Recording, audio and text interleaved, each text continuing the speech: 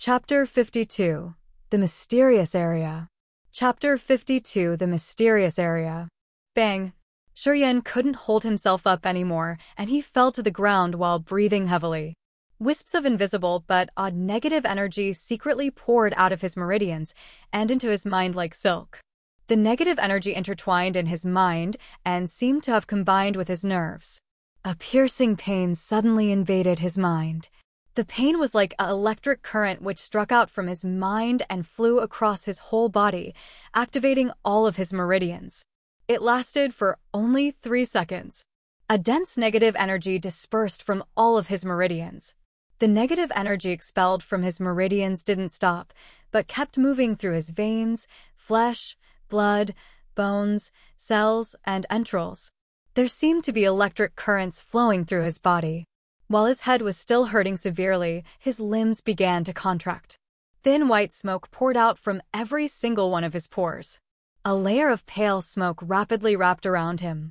Combined with the smoke was a murderous, bloody smell which encouraged people to kill. As all the negative energy escaped from his meridians, his body contracted by 1/3. Standing there with his skinny body, Shuryen was surrounded with the desire for blood, which also filled his body. Suddenly, the pain in his mind disappeared all at once. Opening his eyes, Shuryen found his nerves had become more acute and he could even think and calculate faster. His mind could maintain a very calm state. The wisps of negative energy in his head seemed to combine with his nerves and had made his body extremely sensitive. Standing there, he could even feel the changes the negative energy had made in his flesh and blood and how much power it had brought him. Now he had become an unfeeling machine without any human emotions.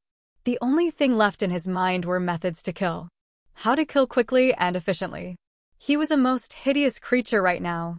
All other thoughts other than murder were disposed of. The only thing he could think of was how to kill his enemies. No kindness. No concerns. Nothing but killing. Haha. Shuryen was breathing heavily like a murderous monster in the bloody gravity room. There wasn't any mercy left in his eyes, and it seemed that he could kill at any time. Stop. A sound echoed in his mind. With the strength of will, Shuryen withdrew the white smoke into his meridians. Sitting down cross-legged, he closed his eyes and composed himself.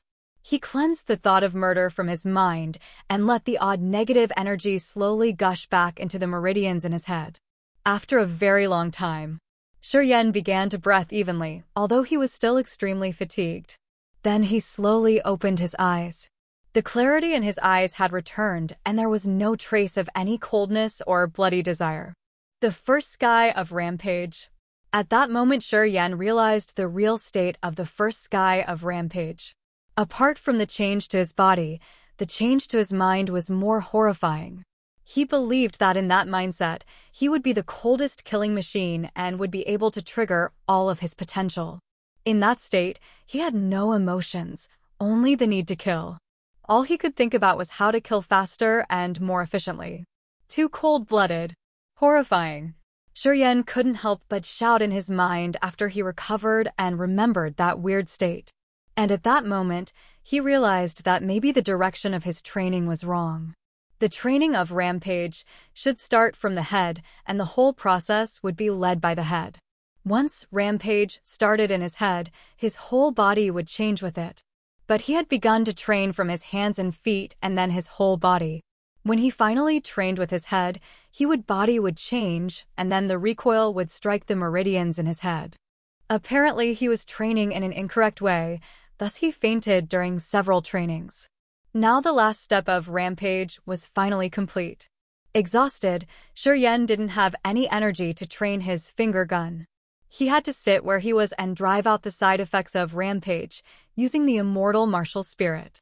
After a full circulation, his profound chi had recovered by a lot, and so he tried to strike the blood ring. Recently, he was often trying to strike the blood ring and break another shield to see if there were other secrets. But every strike ended in failure. Although he was at the 3rd sky of nascent level, he couldn't break another layer in the ring. His sharp profound chi was always blocked when touching the shield. The profound chi bounced back in waves. Shuryen stood up and went to the corner of the gravity room and took out the spirit-level martial skill book, gravitational field, out of his bag. Sitting in the corner, Shi was frowning as he was turning the pages one by one. He was very grateful to the previous master of his body now. He could read the ancient book all because of that boy's knowledge. And apart from that boy, no one else in the Shi family could read the ancient language. Luckily, that boy passed the ancient language to him. Or he would have had to find a special person who could read the ancient language and translate it for him. This was a spirit-level martial skill. He didn't say a word about this book even to Shi Jian or Yang Hai. It would be much too troublesome if his translator spread it. He slowly read out those ancient characters secretly in his mind. The book was not thick at all as it only had 27 pages. He quickly finished reading all the content. Closing the book, Shi looked weird as he mumbled, "This book on the spirit-level martial skill is too much fun. One needs to possess different types of power to train with it." Though this martial skill wasn't strict about one's cultivation level, it had strict requirements on one's power. Though it was a type of spirit-level martial skill, elementary-level and nascent-level warriors could also train with it. There was only one requirement for training it. One had to possess at least 2 types of power. Only when the 2 powers clashed against each other would a field be created. The space in the field would twist and thus create attraction. Once the field was created, it would drag everyone but its creator into it. Under its power, anyone who was dragged into the field would automatically spin, and their blood and flesh would be squeezed. Their profound chi would be suppressed, and they wouldn't be able to operate their martial skills. According to the author of the book, Gravitational Field, the more types of power the trainer possessed, the more powerful the field would be. If the trainer had 3 or 4 types of power, the field he created could directly kill disaster-level warriors. Once there were 5 types of power in the field, even an Earth-level warrior would definitely die. Holding the book and thinking for a while, Shi chuckled softly as his eyes turned bright. Common warriors had only 1 type of profound chi in their body. Only those who possess special martial spirits could have another type of power, such as Di Yalin's blue magic flame. Apparently, most warriors couldn't train with this magical spirit-level martial skill, because it was rare for people to possess 2 or 3 types of powers in their body. Luckily, Shi was among the minority. The negative energy from his meridians was very different from profound chi. He could train with it directly. Chapter 53. Visitors from the Zuo Family. Chapter 53. Visitors from the Zuo Family. ED note: the notation for martial skills has been changed from single quotes to square brackets. The previous chapters will be updated to reflect this. In the gravity room, Shi leaned against the gravity pillar, standing upside down while balanced on the middle finger of his left hand, all of his veins popping out. A quarter of an hour later, he switched to his ring finger. Every 15 minutes, he would shift to the next finger and repeat the process all over again. After one complete cycle, Shi sat on the green stone ground covered in sweat. He stretched out his left hand and released some of the negative energy from the meridians in his arm. Wisps of white smoke sprawled over his arm and stealthily flew in front of him according to his will. Profound chi was being operated in his fingers. Then it quivered and was injected into the white smoke which was floating in front of Shi. The profound chi then wriggled like a snake in the white smoke. The white smoke and the profound chi slowly combined, forming into one after some small swirls, in which a magical attraction suddenly erupted. As the attraction occurred, that space seemed to collapse and contract at once. The nearby air was sucked in and the surrounding space seemed to decrease sharply, feeling rather heavy. His eyes shining brightly, Shi focused on the small field and tried to feel the magical power, injecting more profound chi into it. Strangely, the field didn't get any stronger. On the contrary, the magical power in it became weaker. Shi was stunned and confused. After pondering for a long time, he seemed to figure out the trick. He stopped injecting profound chi and pushed some of the negative white smoke surrounding his arm into the field. The field, which was previously getting weaker, suddenly began to strengthen as soon as the white smoke was added. Gazing at the field for 10 seconds, Shi was thinking on the details. Eventually, he withdrew the two types of power out of the field. The field disappeared at once. Through this training, he drew the conclusion that in order to strengthen the field, the two types of power should be balanced. Only by doing this could the field remain powerful. If one of the powers surpassed the other one, it wouldn't strengthen the field, but break the balance and decrease its power. There needed to be an accurate balance between the two powers, or the power of the field could not be released to the fullest extent. During these days, Shi devoted himself to his two martial skills, and, apart from having 3 meals a day, he spent almost all of his time on his training. After a month's torment, Shi had made significant progress in the. Now he could stand on each of his fingers for 15 minutes. His 10 fingers became harder and harder, and would even make the sound of metal when struck after petrification. Every time he finished training he would delve into the spirit-level martial skill book. He didn't exhaust his negative energy in his meridians every time he trained. Instead, he just released a little part of it from his arms and combined it with his profound chi to explore the effects of. Though the field he formed was small, it had the same mechanism as the big ones. After endless repeated use, he gained a deeper understanding about, and knew more about it after a period of time. The deeper he probed the skill, the more profound he found this spirit-level martial skill to be. There were many more truths hidden in it. While training in this spirit-level martial skill, Shi was also in the process of trying to understand the truth of this universe. Sitting there upright covered in perspiration, Shi sank deep into thought. Creak. The door of the gravity room opened, as Hanzhong walked in and yelled, "Brother Yan, the family head has asked for you to come to the living room." Living room? Shi glanced at him and frowned. Didn't he forbid me from leaving the gravity room? Are there important visitors? Zuo Shi came with that little girl Zuo Shi. Hanzhong explained while standing at the door. Zuo Shi just brought Zuo Shi back from her teacher, Qi Xiao, in the Cloud Mountain. So they came to visit us on the way and discuss the martial competition with the family head.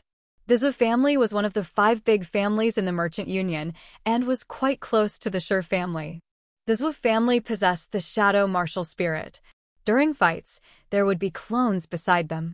Many skilled Zuo family warriors could even create 7 or 8 clones during a fight.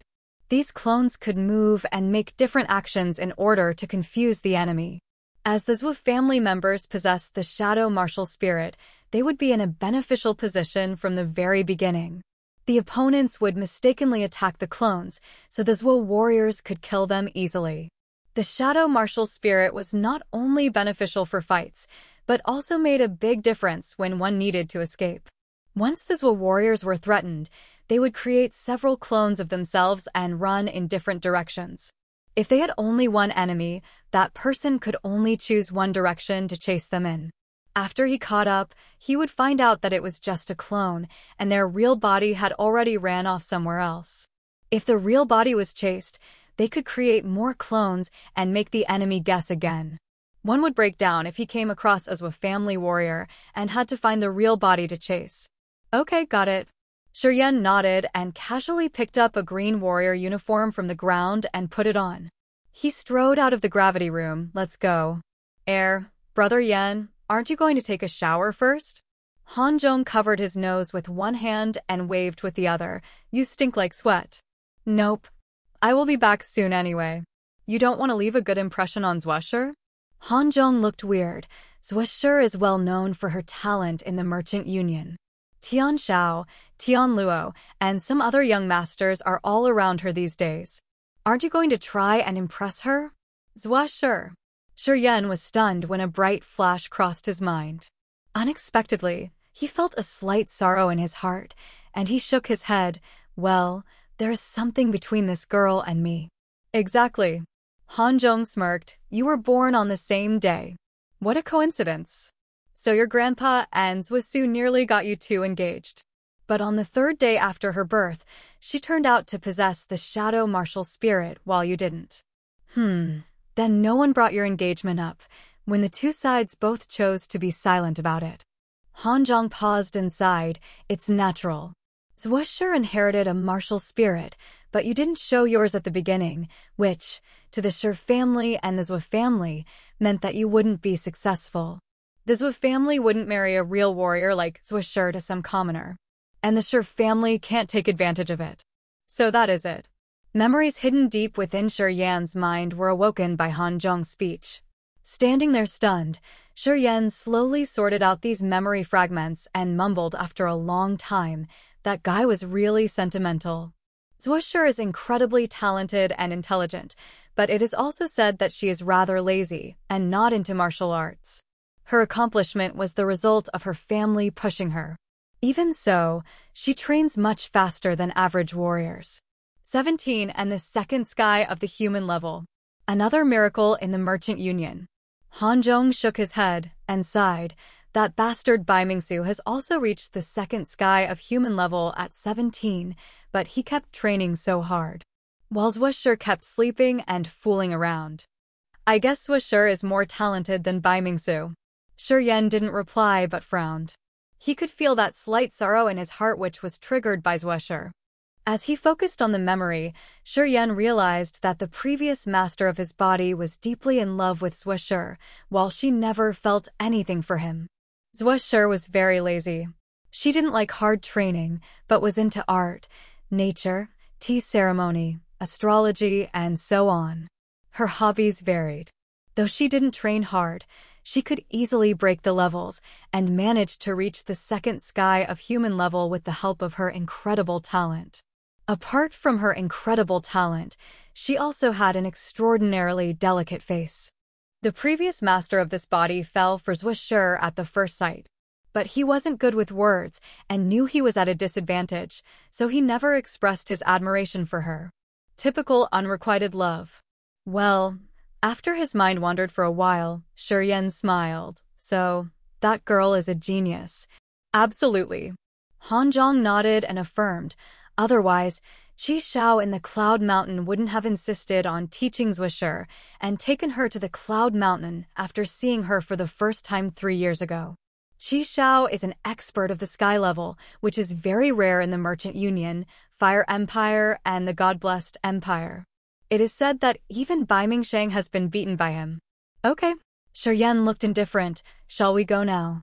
You are not moved by what I said? You are not going to clean yourself and suit up. Han Zhong smiled bitterly. Now that this girl is so popular and she is protected by Qi Xiao and Zuo Shi, I don't think I will have a chance with her. So why waste my time? Chapter 54. Zuo Shi. Chapter 54. Zuo Shi. In front of the living room, there was a mid-sized garden which contained all sorts of rare plants. There were flowers that bloomed during every season, sending out intoxicating fragrances. Shi Yan walked to the front of the garden and saw Zuo Shi at once, who was crowded by several boys. Among the fresh flowers, Zuo Shi was standing in a beautiful position. Her long, straight legs looked sexy. In the sunlight, her porcelain-like skin was shining elegantly. On her small, delicate face, her 2 big eyes were as clear as crystals. Although Shi Yan knew Zuo Shi was pretty, he was still amazed after seeing her in person. Zuo Shi was as beautiful as Muyu Dai, and she was even taller, with longer and more delicious legs. These youths crowded around Zuo Shi like stars that circled the moon. Zuo Shi was holding a watering can and was leisurely watering the flowers, though there was some helplessness in her eyes. It seemed that she didn't like to be treated like she was special. Shi Yan took a glance at her from afar and turned away. He entered the garden and directly headed towards the living room behind the garden. Shi Yan! A young man's loud shout came, and many youths around Zuo Shi turned their eyes to Shi Yan. Yes, brother. Shi Yan paused, turned and asked, Where have you been these days? I heard you came back months ago, but why didn't I see you?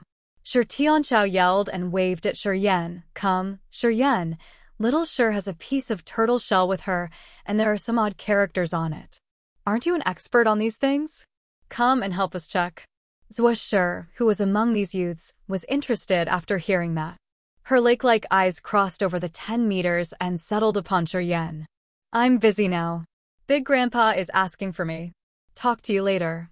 Shi looked indifferent and refused at once, then walked towards the living room without any hesitation. Shi Tianxia felt weird and was stunned.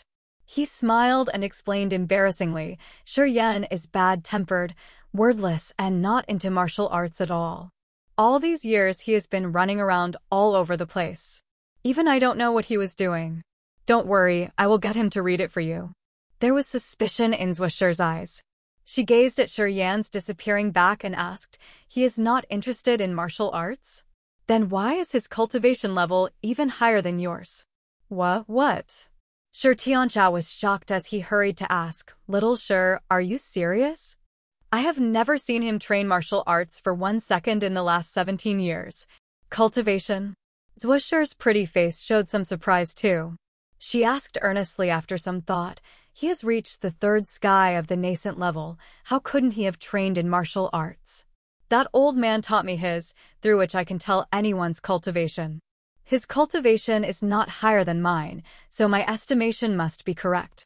The 3rd sky of nascent level. Shi Tianluo, who was standing beside them, shook his head and shouted, no way. It's impossible. For the past 17 years, Shi literally hasn't trained martial arts for even 1 second. How could he reach the 3rd sky of the nascent level in one night? Don't be ridiculous. Seeing them unconvinced, Zuo Shi shook her head slightly without further explanation and went to the other side with the watering can. Big Grandpa, what can I do for you? Shi walked into the living room, bowed to Shi Jian, Han Feng, and Zuo Shi one by one, and asked Shi Jian.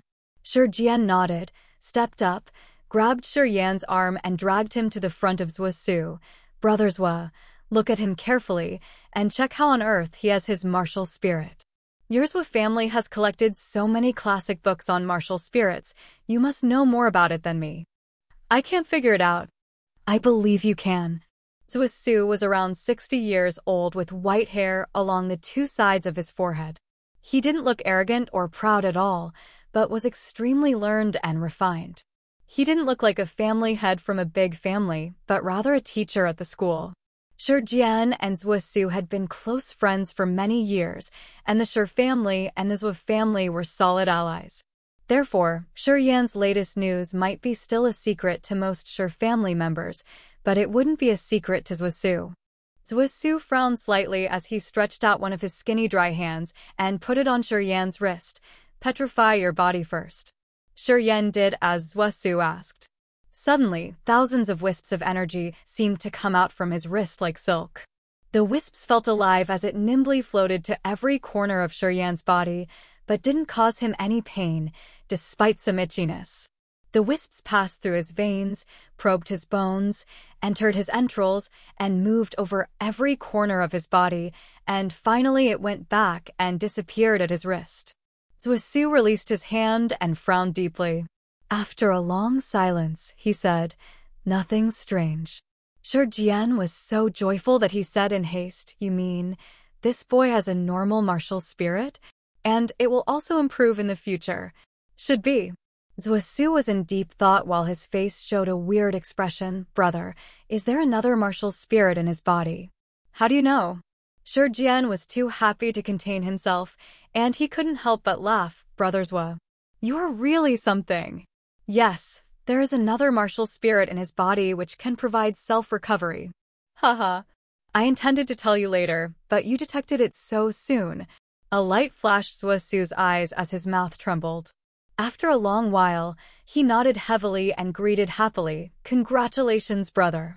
Haha, you too. Shi Jian was delighted as he laughed. Your little girl is so talented that she has already reached the 2nd sky of the human level. Even that old Qi Xiao insisted on teaching her. I bet her accomplishments will be much greater than that boy in the Biming family. Zuo Shi shook his head with a bitter smile and sighed with fondness. That girl is really talented, but she is too lazy. She won't train until I force her to. Her cultivation would be much higher if she was as diligent as Bimingsu. Zuo Shi looked a little proud as he mentioned Zuo Shi's talent. Your girl advances really fast. But Shi advanced to the 3rd sky of the nascent level in a very short time too. He never trained in the past 17 years. To mention the speed, I have never seen anyone who advances faster than him. Shi Jian replied with a smile, raising his head. Another light crossed Zuo Shi's eyes. He looked at Shi Jian and nodded with a smile. Twin martial spirits are really amazing. The Shi family will definitely win the martial competition this time. Sure. Shi Jian wasn't modest at all. As he said loudly, I kept this guy in the gravity room for so long so that he could teach a lesson to the Mo family. Brother, since Shi Yan possesses twin martial spirits, it's understandable that his petrification could directly advance to the second stage. Zuo Shi thought for a while and said, as far as I know, there is a small possibility that the two martial spirits in one body could change after coming into contact with each other. And that variation is harmful in most cases. The two martial spirits may influence each other in a negative way and decrease their power. But there is a small chance that some twin martial spirits could nourish each other. Shi Yan is lucky. Apparently his twin martial spirits are compatible, therefore his petrification could directly advance to the second stage when he is still at the nascent level. Yeah, this guy is really blessed. Or he wouldn't have given me such a surprise at the age of 17. Shi Jian nodded with a broad smile. Then the two old men started to talk about other trivial things, seeming to forget that Shi Yan was still beside them. May I go back to the gravity room if there is nothing else I can do? Being ignored, Shi Yan suggested helplessly. Well, go. Hurry up. Don't be lazy. Shi Jian urged seriously. Oh, by the way, you're an expert on ancient characters, right? Zuo Shui remembered something and added, Little Shi got a piece of turtle shell which has some ancient characters on it. She wants to know what it says. Please help her read it when you pass by her. Okay. Chapter 55. The Weirdo. Chapter 55. The Weirdo. In the garden in front of the living room, some Shi family boys were fawning over Zuo Shi passionately with modest smiles. Every time Zuo Shi asked about something, they would answer quickly in order to create a good impression of themselves. Some of them were from the branches of the Shi family and some, such as Shi Tianxiao and Shi Tianluo, were from the direct line. Walking slowly among the fresh flowers, Zuo Shi looked a little absent-minded, though her steps didn't falter. She shook the watering can in her hand, bored and detached, like a spirit among the flowers. Shi Yan walked out of the living room, thought for a while, and directly went into the flower garden towards Zuo Shi. He then stretched out his hand and said, Please show me the turtle shell. You stupid guy. Now you come to make up to little Shi. Where have you been just now? Shi Tianxiao grunted in discontent. Big Grandpa wanted to have a word with me. Shi Yan explained casually, I promised Grandpa Zuo to help Zuo Shi read the shell. We have different intentions. Intentions? What's the difference? Shi Tianxiao was a little embarrassed. Suddenly he covered his nose with his hand and cried, Shi Yan, what is that smell coming from you? A sour smell was wafting out from him. The crowd didn't notice it in the beginning as they were busy fawning over Zuo Shi. As they heard Shi Tianxiao's cry, they finally noticed and quickly covered their noses, complaining that Shi Yan was too shameful. Unexpectedly, the only girl there didn't even take a step back, but stood there carrying the watering can, seemingly not caring about the smell at all. Zuo Shi stared at Shi Yan in surprise, while confusion overtook her mind. Every man, including Shi Tianxiao and Shi Tianluo, would suit up and put some perfume on before they saw Zuo Shi, using flower essence to ensure they didn't leave a bad impression on her. But this boy was too different. His warrior gown was wrinkled and dusty. Apparently he had been wearing it for a very long time. There was the strong smell coming from him indicating that he had just finished training his martial arts. This guy obviously doesn't take me seriously. Zuo Shi was stunned and soon drew this conclusion, which triggered her interest in Shi Yan. Seeing the crowd turned off but Zuo Shi still standing there, Shi Yan was a little happy, as he asked softly, Where's the turtle shell? It's at the living room. I will get it right away. Zuo Shi replied in a very melodious voice.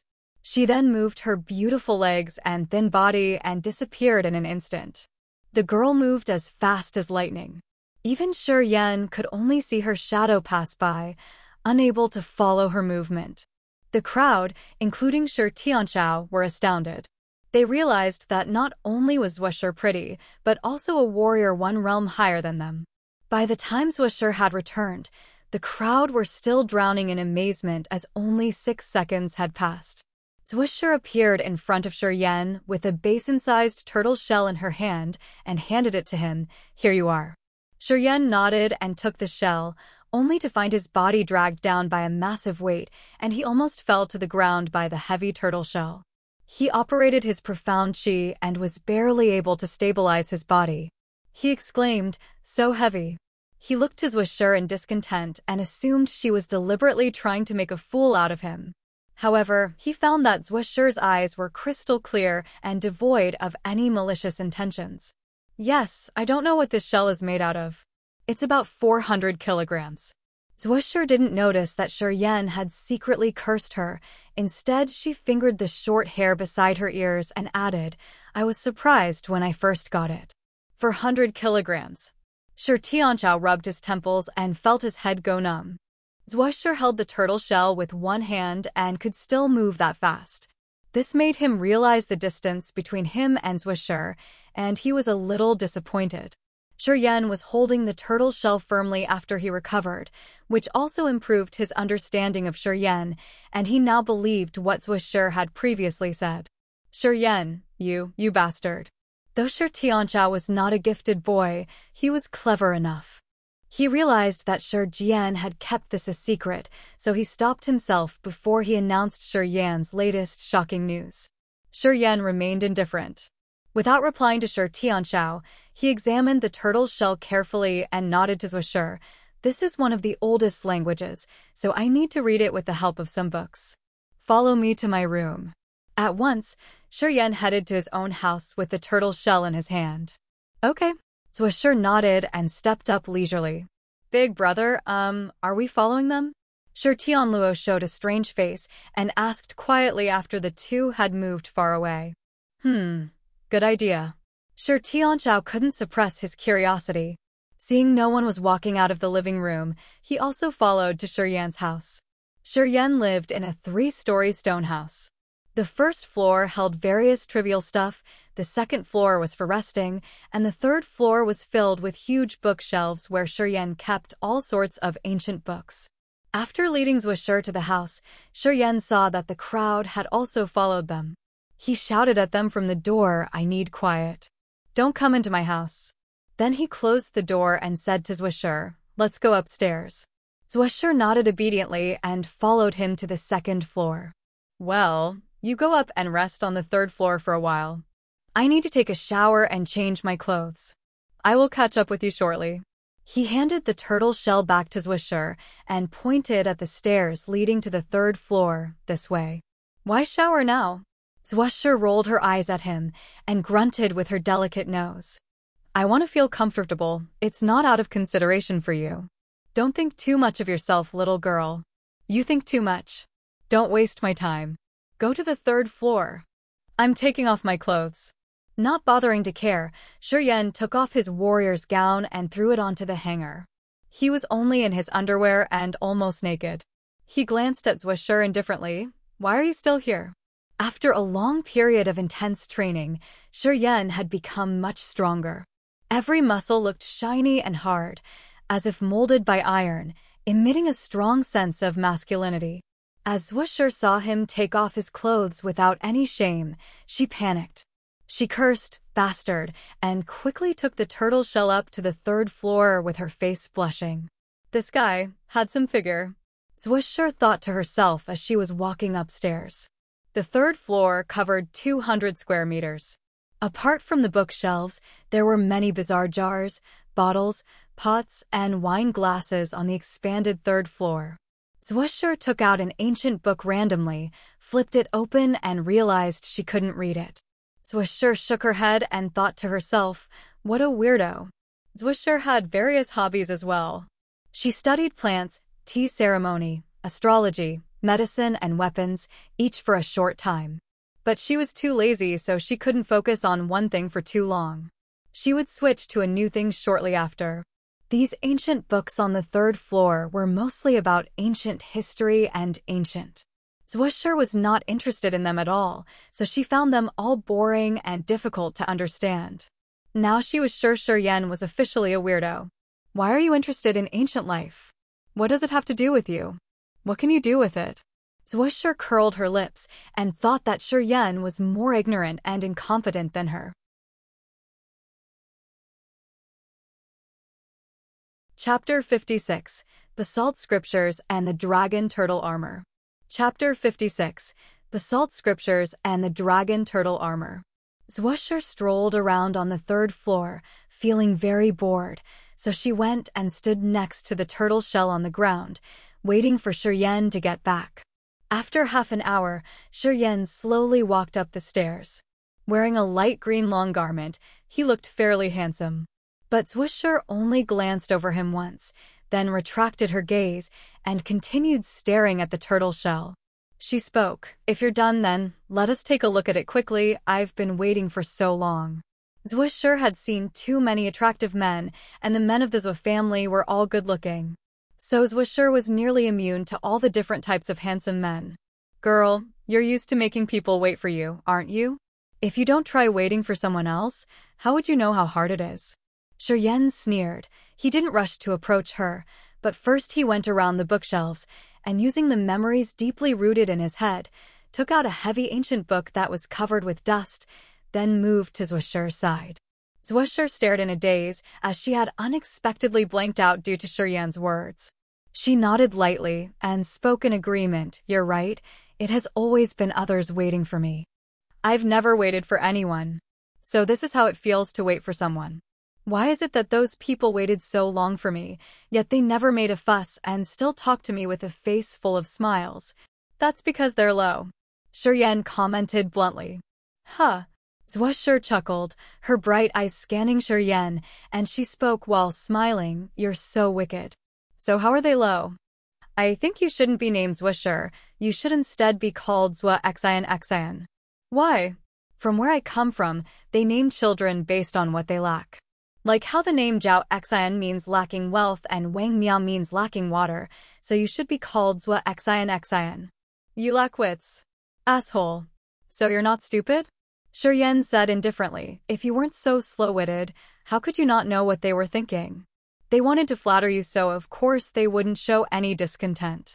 All men, before they obtain a wonderful thing, act incredibly low. After they obtain it, they become even lower. Are you talking about yourself?" Zuo Shi's eyes brightened, and she smilingly as she looked at him. "Cough cough, I said normal men are like that, but I'm an exception," Yan shamelessly stated, then crouched down, moving closer to the piece of turtle shell on the ground. With one hand, he quickly flipped through the pages of the thick ancient book. Whenever he flipped to a certain page, he would pause, his finger pointing to a specific ancient character. On the back of the basin-sized turtle shell, aside from the complex old Moor pattern, was actually 8 lip-sized ancient characters. Those 8 ancient characters didn't seem to look like they were forcefully carved on. Instead, they looked like they were naturally formed by the Moor patterns on the turtle shell. It was extraordinarily magical. The 8 ancient characters were arranged in 2 lines, and each character was about the same size and gave off a cold feeling when touched. Yan felt the surface of each character with his left hand, his right hand constantly flipping through the ancient book in his hand. Sometimes he wrinkled his eyebrows in thought, other times his eyes would brighten and a smile would appear at the corner of his lips, as if he came to an understanding. He engrossed himself in deciphering the ancient characters on the turtle shell. As focused as he was, it seemed as if he didn't notice there was a beautiful young girl nearby. Zuo Shi's dainty figure knelt down, her delicate face pointed towards him, constantly paying attention to the changes in expression on Yan's face. It was to say, when Yan was deeply concentrating on something, he displayed the unique charms of a man. Zuo Shi somewhat admired this kind of concentrated dedication, and she nodded silently in her mind, thinking, although he has a big attitude and rants a lot when working on things, he's pretty serious about it. Rustle. Rustle. In the silent room, there was only the sound of Shi rapidly flipping through his book. Zuo Shi had quietly kneeled down next to him, not interrupting. After a long while, Shi suddenly shut the book in his hand, and with a serious face he said, "Done." "What do these 8 characters mean?"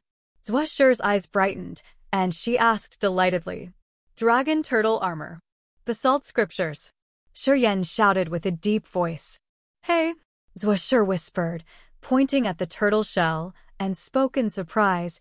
"The turtle shell is glowing because of your voice." Shi was surprised and hurriedly looked down. The meticulous Moor pattern on the turtle shell was indeed releasing a faint green glow. It was as if the 8 ancient characters were brought to life, slowly shifting on the turtle shell, reforming altogether.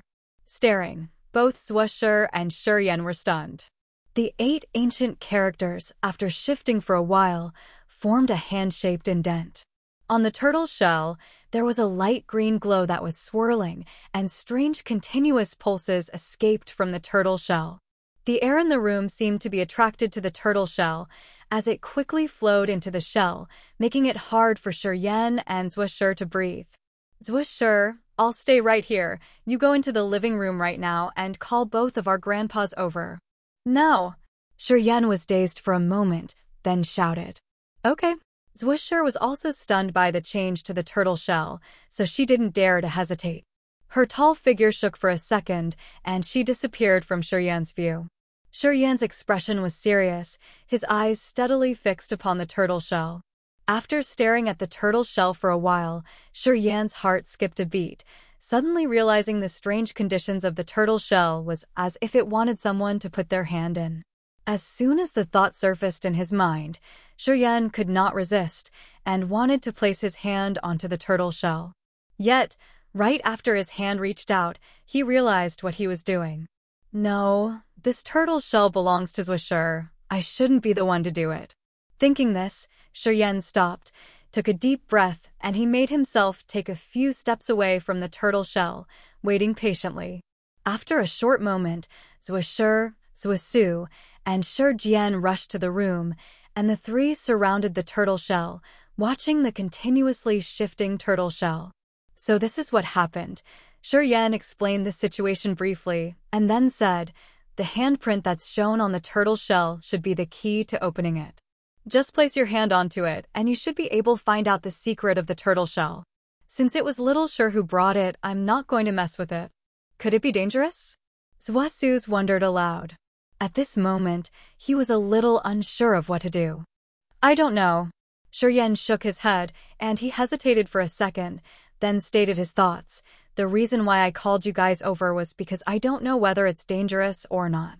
Since you're all here, even if the turtle shell turns out to be dangerous, you'll be able to stop it. So you're saying that we can give it a try?" Zuo Su's eyes brightened. Dragon turtle armor and basalt scriptures were obviously connected to secret treasures and martial skills, so no wonder they grabbed Zuo Su's interest. "Of course we can give it a try."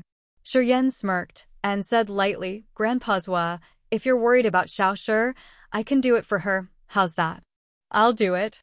Zuo Shi heard what Shi said, and without asking for Zuo Su's opinion, held out her glistening hand and pressed it into the deep indent on the turtle shell. Boom! A low, exploding sound came from the inside of the turtle shell. 5 thin needles shot out and embedded themselves into Zuo Shi's 5 fingers that were placed into the indent. Bright red blood immediately dripped out of Zuo Shi's fingers. Like rubies, the blood rolled around in the indent as if it was solid, and was finally absorbed by the turtle shell. Bright green light suddenly burst out from the turtle shell, and the blazing green light was blinding to everyone's eyes. Strange ancient symbols formed by the green light suddenly flew out, went along Zuo Shi's arm, and it flew straight into her head. Chapter 57, In My Hands. Chapter 57, In My Hands.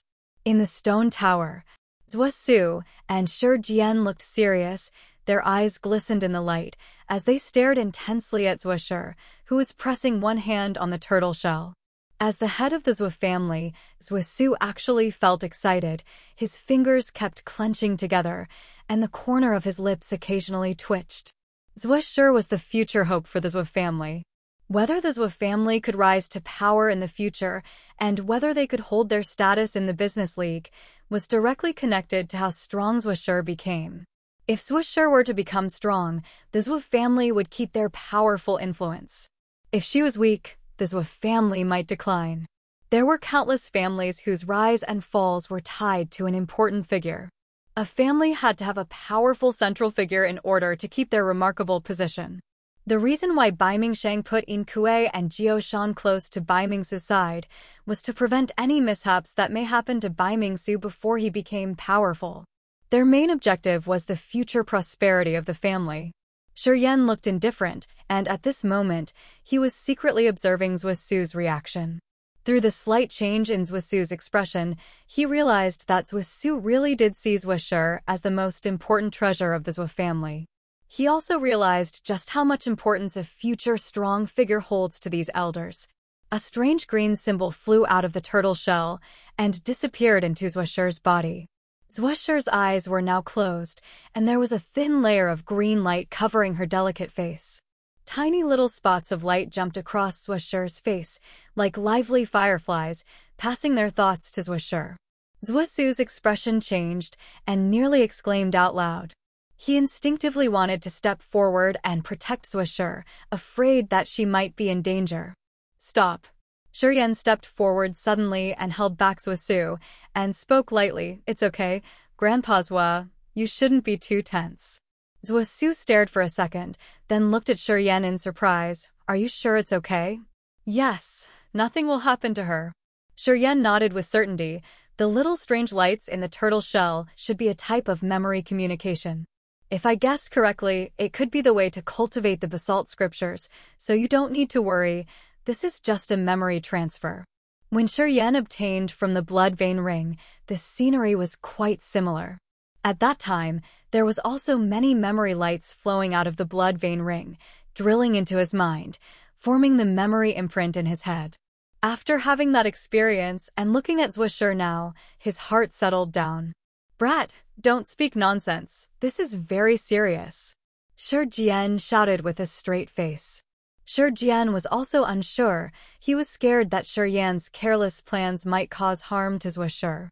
If that happens, the Shi family and the Zuo family could turn against each other. Ever since the Zuo family was connected to Qi Shao because of Zuo Shi, they secretly began to have what it takes to compete with the Bai Ming family. To the Shi family, having such a strong ally could only be to their benefit, no matter if it's against the Bai Ming family or the Mo family. Shi Jian doesn't want to become enemies with the Zuo family. It's okay. Little Shi will definitely be fine. You can relax. Shi Yan said, and comforted Zuo Shi. Congratulations, Grandpa Zuo. This time Zuo Shi will surely gain a great benefit. You can get ready to giggle. You brat. After hearing his words, Zuo Shi actually loosened up and he laughed. If it really turns out to be like what you said, I'll owe you a big favor, little brat. Grandpa, you really do owe him a big favor.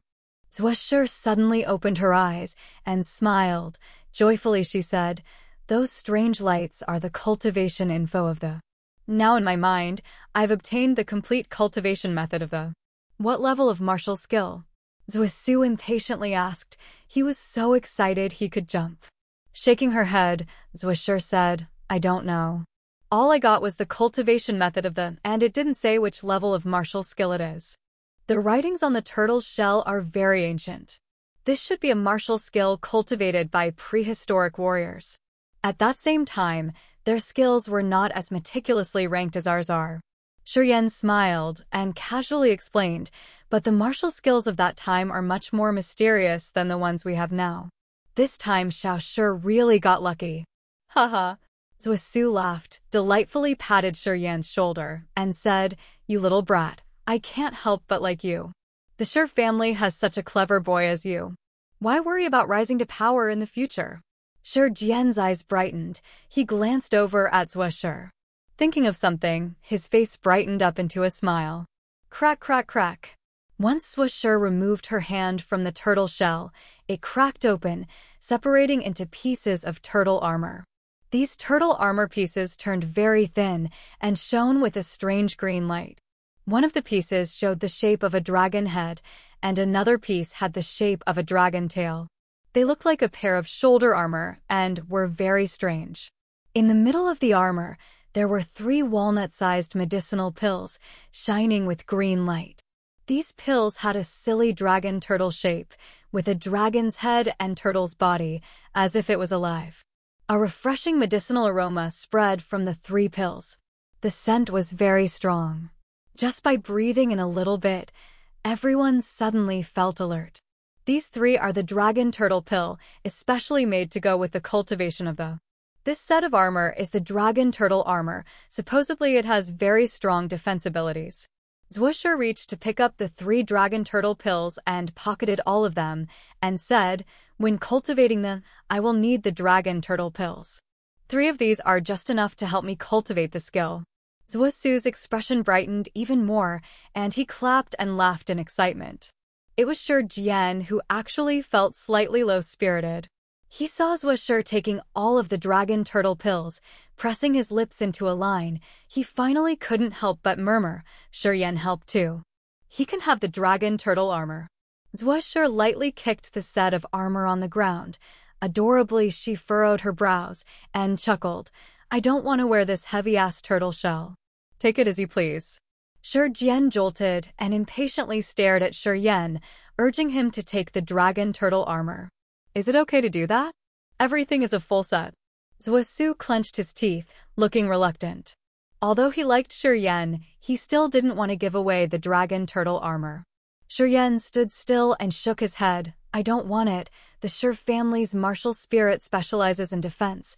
I don't need to suffer with this heavy set of turtle armor." "You!"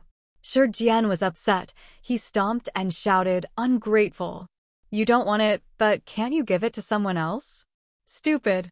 Shi Jian cursed in his mind. "Boy, I like you."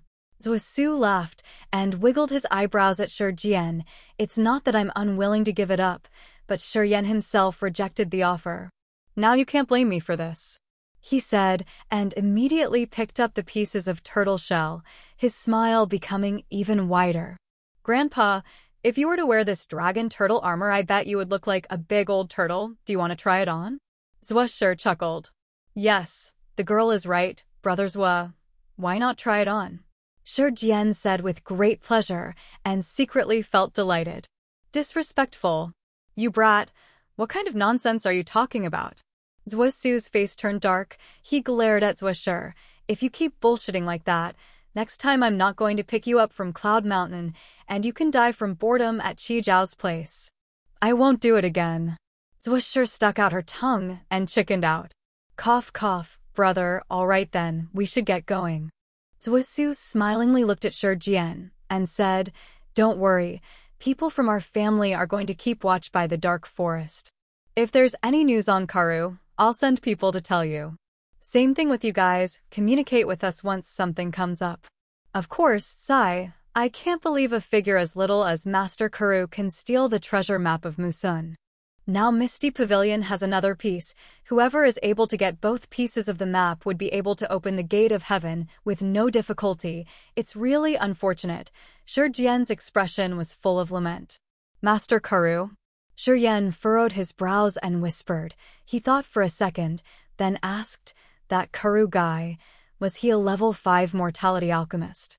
You know about Master Karu?" Zuo Shi was curious. "Is he important?" Shi Yan didn't answer the question and asked in response. "He's not important.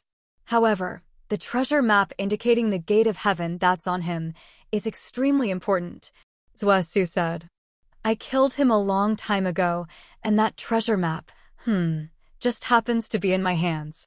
"What?" Zuo Shi, Shi Jian, and Zuo Shi all opened their eyes wide. Simultaneously, they exclaimed out loud. Chapter 58. The Plot. Chapter 58. The Plot. In the gravity room. From the bag at the corner, Shi Yan took out a yellowish broken picture and handed it to Shi Jian. "Here, this is it." Shi Jian, Zuo Shi, and Zuo Shi all looked at him with faces full of suspicion. Shi Jian took that broken picture and started to scan it carefully when his eyes gradually lighten up. Good, this picture doesn't look fake. It is quite old, as some of the patterns on it have already blurred. Let me have a look. Zuo Shi was a little hasty as he quickly took the broken picture. After touching it, he cried, "It can't be fake." We have the same paper in the Zuo family, which is made of the soft skin from the belly of a demon beast from remote ages. It's fire, water, and wear-proof, basically indestructible. Tell me in detail about what happened between you and Karu. And how many people know about this? Shi Jian looked rigid as he took a deep breath, but he couldn't hide the happiness in his eyes. You weirdo are really strange. Zuo Shi's beautiful eyes were also focused on Shi Jian. She was becoming more interested in him. Well, this is the thing. Shi Jian noticed the seriousness of it after seeing Shi Jian and Zuo Shi's reaction. Therefore, he quickly explained how he got that picture and how he escaped from the ancient cave. So the Mo family knows about it too. Zuo Shi's face changed. After a pause, he sneered.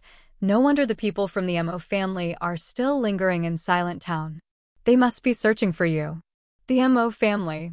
Shi Jian grunted and said angrily, "Thank goodness Shi Jian is fine. If he was hurt by them, I would destroy Mo Tua, even by sacrificing myself. The Mo family has done too many evil things. They're going to look down upon the Shi family if we don't teach them a lesson soon. Mudai and Dialan were taken away by Baimingsu, and they don't know who you are?" Deliberating for a while, Zuo Shi asked again. No matter if it is Mudai, Dialan, or the people from the Mo family, no one knows who I am. I told the two girls that my name was Ding Yan. Good boy. Cautious enough. Or it would be very tough. Zuo Shi complimented. Now that we got this half of the picture, we should get the other half. Shi Jian said firmly to Zuo Shi, "Brother Zuo, we can take the risk. Once we got the other half of the picture from the Misty Pavilion, we two families can open the Sky Gate and enter the God area to search for treasures." Narrowing his eyes, which were blinking brightly, Zuo Shi sank deep into thought. He then said, "There are many experts in the Misty Pavilion.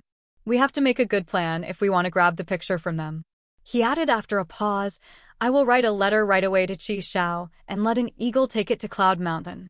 Qi Shao is at the Sky Realm. We will be safer if he is here with us."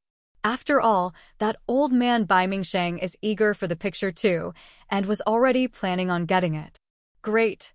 We have larger chance of winning if Qi Shao attends too. Shi Jian was joyful.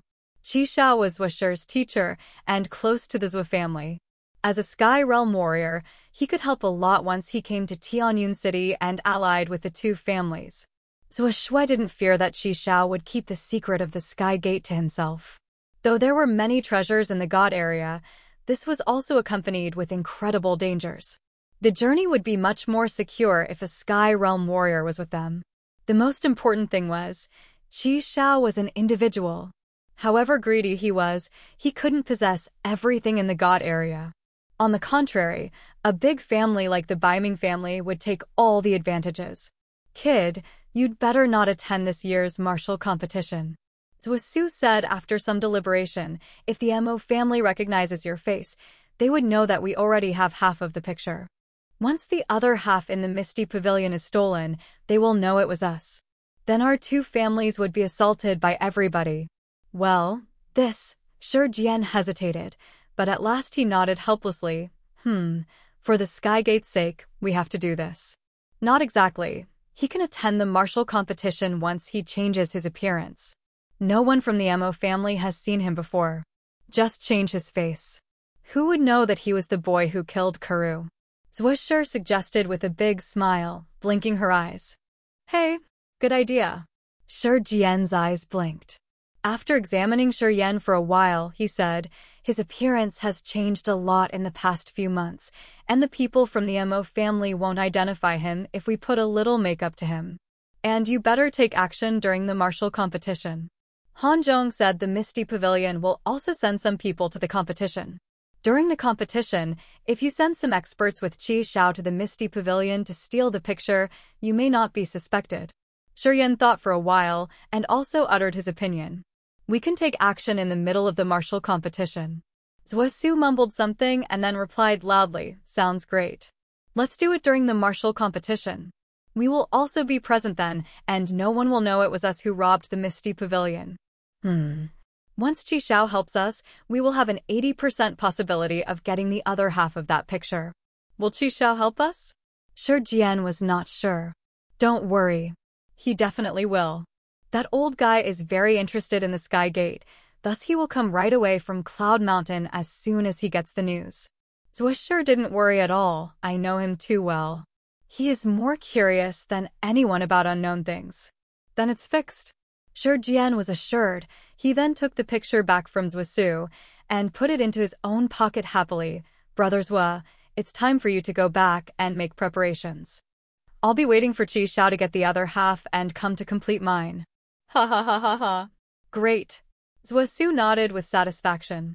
He pulled Zuo Shi, let's go, we should plan on it. Let me keep the picture. You should do nothing but training. I will find someone tomorrow to come and change your appearance. You should beat the Mo descendants hard. Shi Jian yelled. Okay. In the Mo family, Mo Tuo was strolling around the Thunder Palace with a rigid face. Beside him stood Mo Chaoga and Mo Yanyu. Mo Yanyu's pretty face was full of bitterness, so was Mo Chaoga as he lowered his head. Why can't we find him? Are you so useless? You can't even find a boy who has no background. We have so many people in every city. Do they only know how to waste our resources?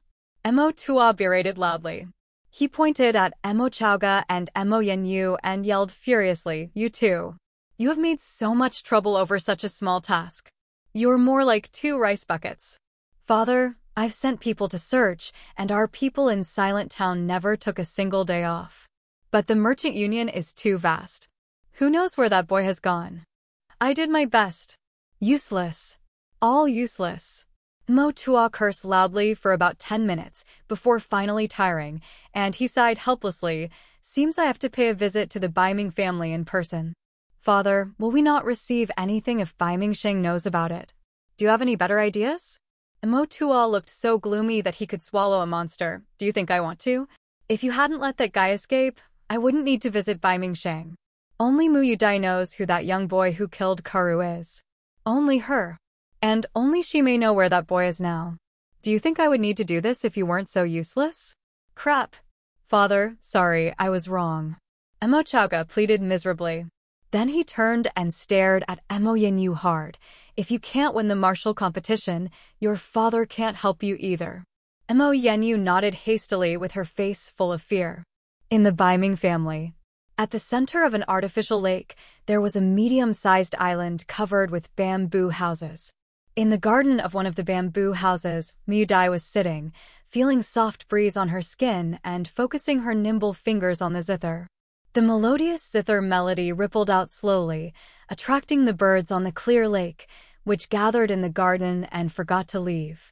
Di Yalan was in the training field of another garden. With a long sword in her hand which was splashing fire, she was training with a certain martial skill. Her hot figure was sending out intoxicating charisma in the sunlight. At the bank of the lake, every passing warrior would stop and stare, gazing at the island with eager eyes and a captured face. Sister Lan, how's this fire cloud sword? After a piece of music, Mu Yudai approached Di Yalan with a big smile. The Baiming family is known for its expertise in making weapons. Even in our fire empire, no one is better at it than the Baiming family. The fire cloud sword is a mystery-level weapon, which can really help me release all of my strength when accompanied with the fire cloud formula. More specifically, it can bear the fire from my blue magic flame. It's really good. Di Yalan nodded. Apparently, she was very satisfied with her new weapon. So, are you still regretting coming with me? Alas. Di Yalan shook her head and an image appeared in her mind again. She barely smiled. It's useless to say these things now. I'm afraid I won't see him again in this life. For revenge, for our family's prosperity, I have to do this. It's just can't. Can't let it go. Yeah. Sometimes I miss him too. Mu Yudai let out a rare sigh as well. I feel that I owe him. But what could we do? We are only 2 girls who have lost their family and are saddled with a heavy mission.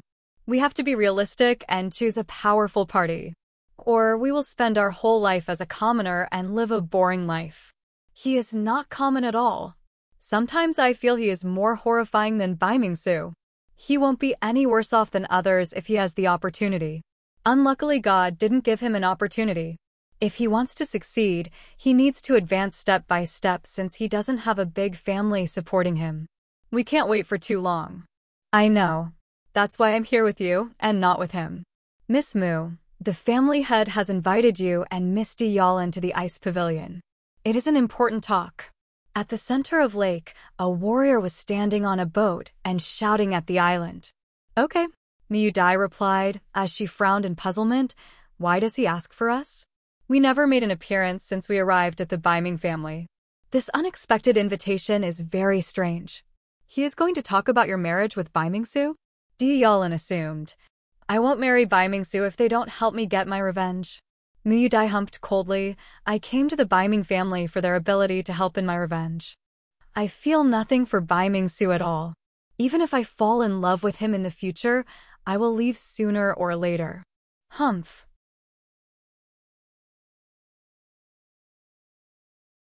Chapter 59. The situation surges. Chapter 59. The situation surges. Baiming family ice pavilion. The ice pavilion was made of snow ice stones which were naturally gelid stones. Even on a hot summer day, it would still be radiating freezing cold energy. The ice pavilion was made up of 9 levels, each as tall as Tenjong. Overflowing with freezing air, it looked like a frigid ice mountain. This was where Baiming Shang usually trained at. The Baiming family's polar ice flame martial spirit was cold in nature. Cultivating in an ice pavilion made of snow ice stones was incredibly beneficial to the Baiming family's polar ice flame martial spirit. Usually, unless tempering himself with a secret treasure, Baiming Shang would never leave the ice pavilion. Everyone who wished to meet the Baiming family head had to endure the cold energy of the ice pavilion in order to see him. Baiming Shang would never take into account the feelings of others, he would only make others accommodate him. As you go up levels in the ice pavilion, the cold energy gets worse. Even when the ordinary sons of the Baiming family come to visit, they would only wait at the 3rd or 4th level. If they kept going up, it would be too much for their body to handle. Level 6 of the ice pavilion. In the middle of the erect ice pillars sat the hulking Baiming Shang. His body was shrouded by lingering cold energy. On the ice pillars of the 6th level, strange ice flames were burning bright, making the freezing energy even more chilling to the bones. Emo Tua furrowed his eyebrows and stood across from Baiming Shang. Next to him was the handsome Baiming So. In Kue and Jio San were like 2 ghastly shadows, sitting behind 2 ice pillars. They lowered their heads, as if already asleep. Led by one of the warriors in the ice pavilion, Miyu Dai and Di Yalin entered the 6th level of the ice pavilion.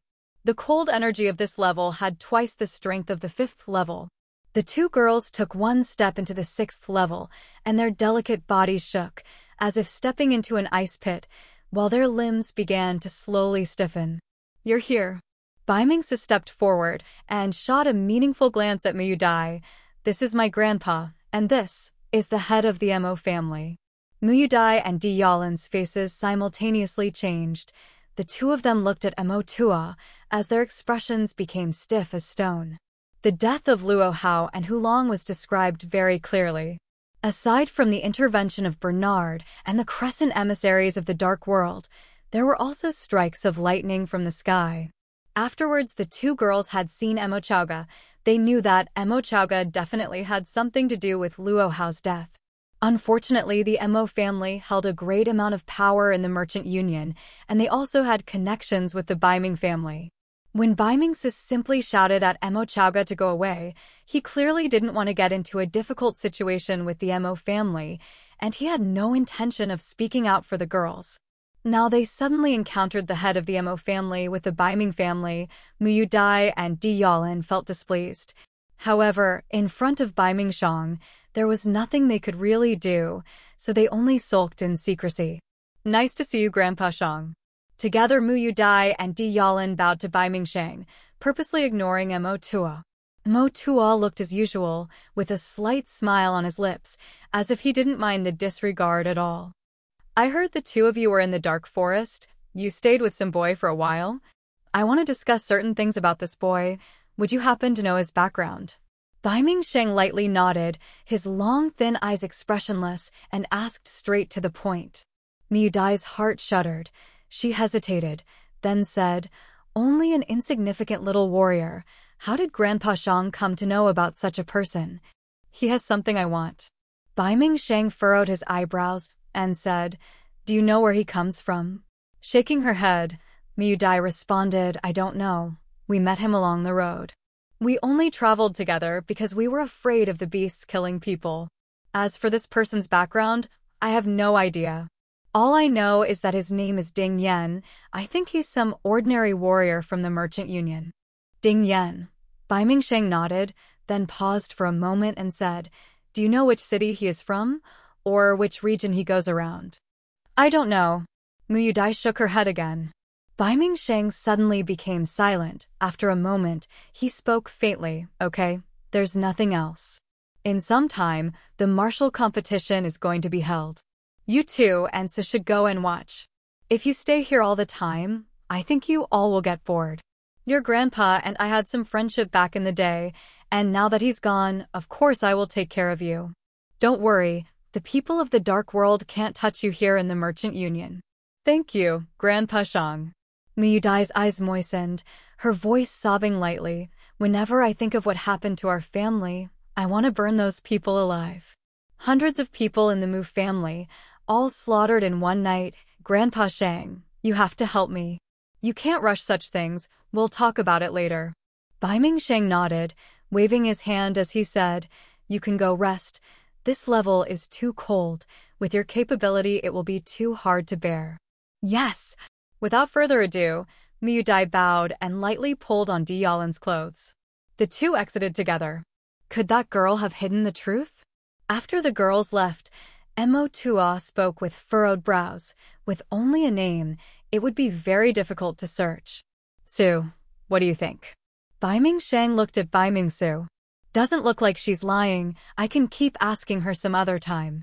Since the other fragment is still at Misty Pavilion, we don't need to rush," Bai Mingsu responded.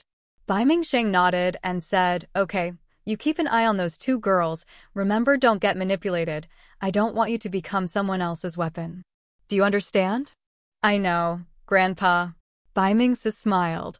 "Brother Mo, you don't need to be so anxious. I'll notify the Shi and Zuo families and let them both look for Ding Yan.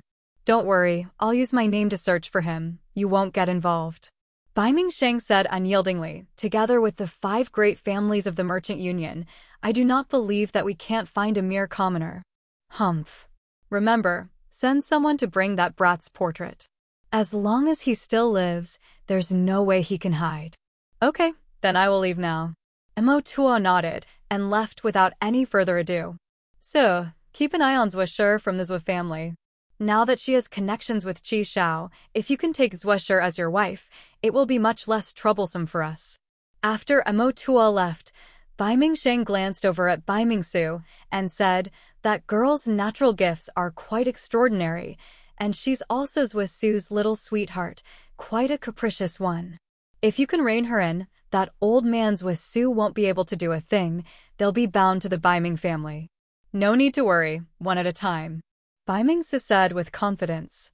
Nodding, Bai Mingsu continued, "That Miu Dai girl is also quite talented, but although her musical martial spirit is strong, it's not of much assistance to the polar ice flame martial spirit of our Bai Ming family.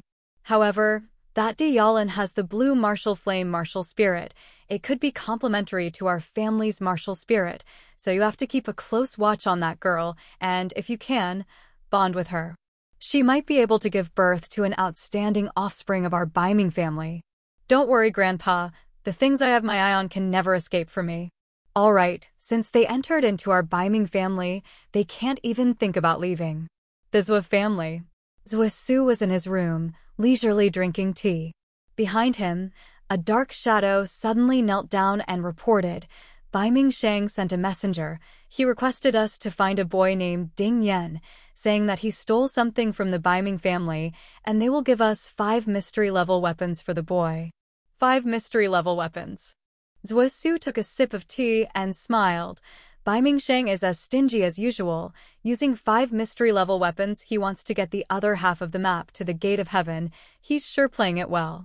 Master, what should we do? Search for him, of course. Let our people spread the word in some cities, but don't put too much effort into it. Just finding some random dude named Ding Yan will do, just so that guy doesn't get suspicious. Understood. The Shi family. Shi Jian received the same message. He held the envelope and sneered. So Mo Tua has found Bai Mingsheng. Luckily that little brat Shi Yan told me the truth, or else I'd be in the dark about this too. Bai Mingsheng, oh Bai Mingsheng, you would never believe that Ding Yan is Shi Yan. Asking me to search him out. Then I'll sure help him look. How? Han Feng said faintly. Find a few people connected to the Mo family, make them mute.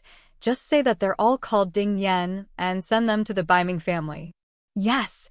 The Baiming, Zuo, Mo, Shi, and Ling families, as the merchant union's 5 great families, started to both openly and secretly search for a guy named Ding Yan in the nearby cities. In a short time, the name Ding Yan quickly became widespread. Many of those named Ding Yan were doomed, all taken by the 5 families.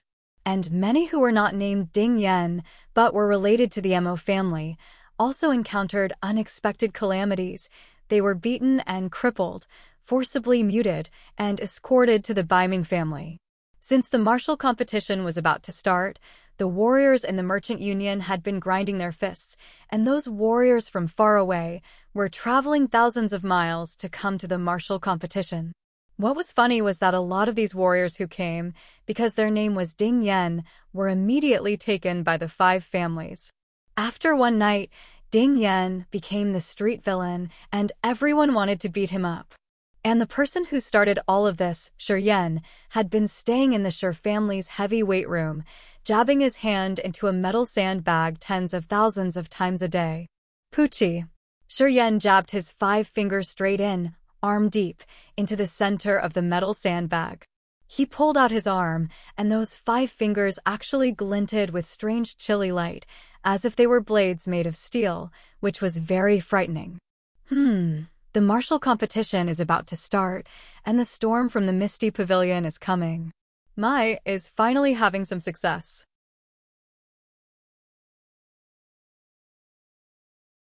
Chapter 60. The Endless Sea. Chapter 60. The Endless Sea. At the Misty Pavilion. The Misty Pavilion was a mysterious power which primarily held auctions, selling all sorts of rare training materials for warriors. It had opened its only shop in Tianyun City in the Merchant Union. It was rumored that the Misty Pavilion was supported by warriors from the Endless Sea. The Endless Sea, a vast ocean, was located to the east of the Merchant Union. There were thousands of islands in the Endless Sea, which were scattered like stars. Some large islands were even vaster than the Fire Empire and the God-blessed Empire combined. Warriors from the Endless Sea rarely came to the Grace mainland, for they looked for higher things. There were numerous experts there, and they all had a powerful family or power behind them. It was said that there were even expert warriors who were above the spirit realm. On that day, at the entrance of the Misty Pavilion, stood the manager. Ku Luo was a warrior of the first sky of the Nirvana realm, and had been in charge of the Misty Pavilion for many years. For many people, Ku Luo was the master of the Misty Pavilion. But today, Ku Luo was standing with several important members of the Misty Pavilion, seeming to wait for someone important. Time passed. It was dusk. Though Ku Luo had waited for a whole day, he didn't show any impatience on his face. Father, how long do we have to wait? Who are we waiting for? Ku Luo's only son Ku Ban grunted in discontent. This guy is too pretentious. He is making us wait for so long. Kid, you were born in the Merchant Union, so you have no idea how big the world is. Don't think that the Baiming family is the biggest family on the mainland. Compared to the prominent families in the Endless Sea, the Baiming family is nothing. Ku Luo stared at his son and said coldly, I am from the Endless Sea. And it was the Xia family who sent me here to take charge of the Misty Pavilion. The person we are waiting for is Xia Xinyan of the Xia family. She is my master. If it weren't for the fragmented map of the Sky Gate, she wouldn't even spend her precious time visiting us from thousands of miles away. Father, aren't we at the center of the Grace mainland? Kuban was stunned. After a long while, he asked in surprise. Here? The center of the Grace mainland? Ku Luo sneered as he shook his head. The Fire Empire, the God-blessed Empire, and the Merchant Union are on the outskirts of the Grace mainland. How would they be at the center of it? Remember, the Grace mainland is far more vast than what you imagined.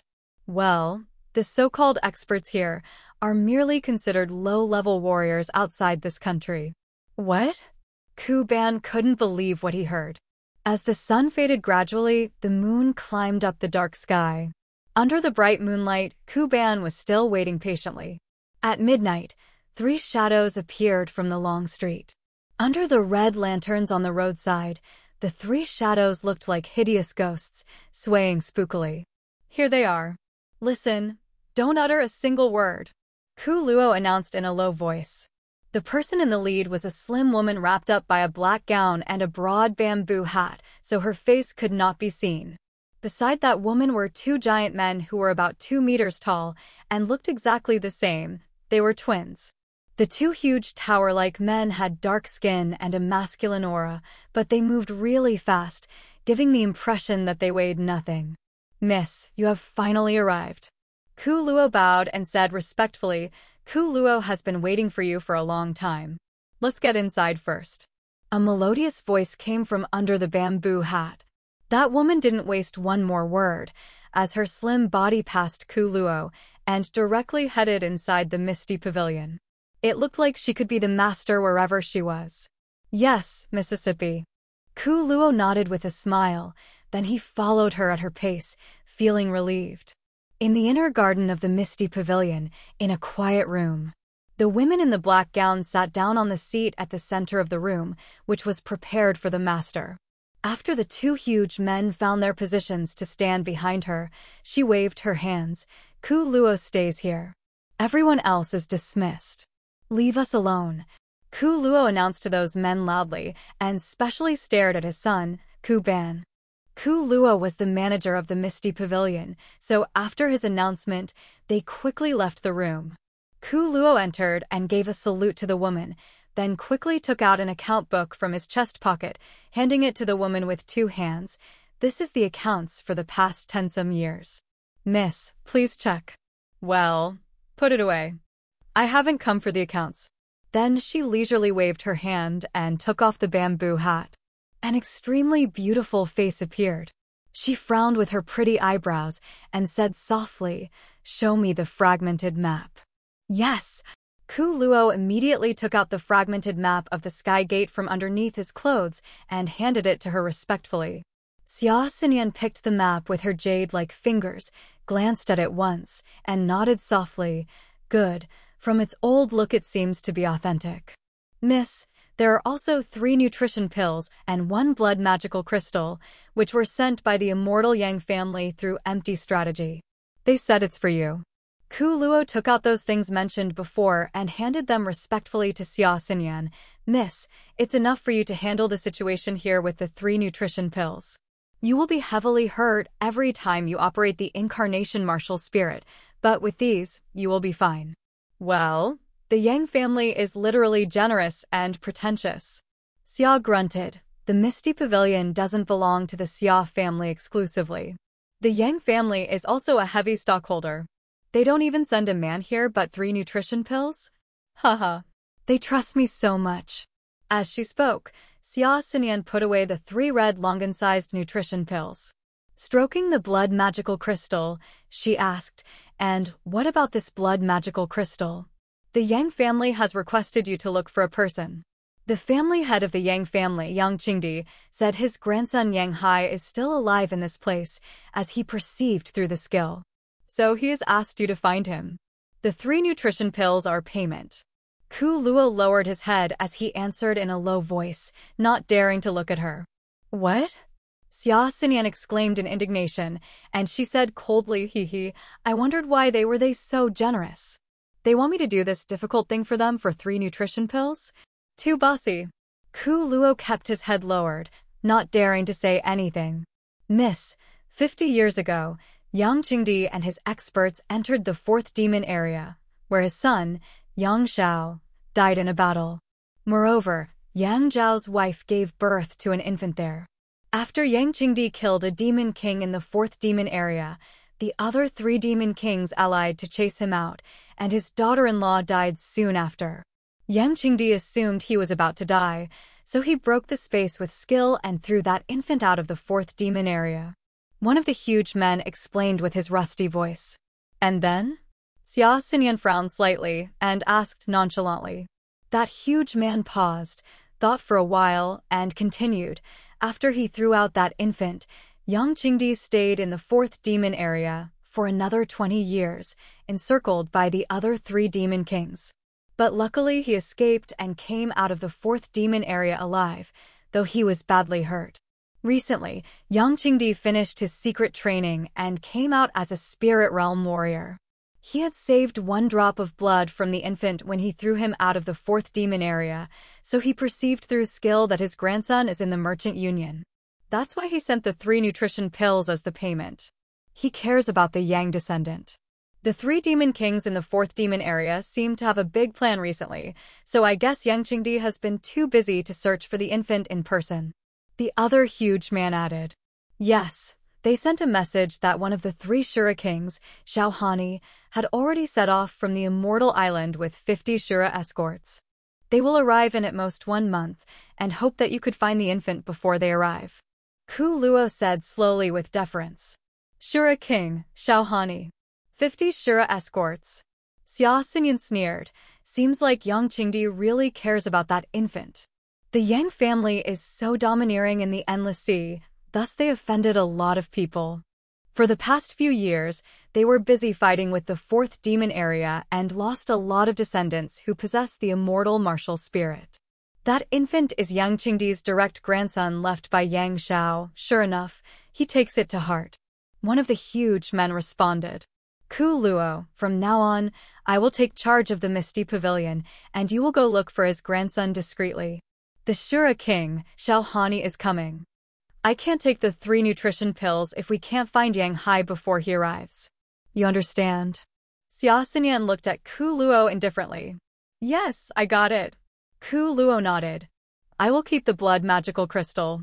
After you find all those men called Yang Hai, bring them to the Misty Pavilion, and then with Yang Qingdi's blood magical crystal, we will know who is the Yang Hai we want. Xia Xinyan said with an indifferent face as she stroked the blood magical crystal. Okay, I will go right away. Ku Luo bowed and left, while sighing to himself bitterly, the 5 big families are looking for Ding Yan, and I have to go look for Yang Hai. It's so boisterous in the Merchant Union.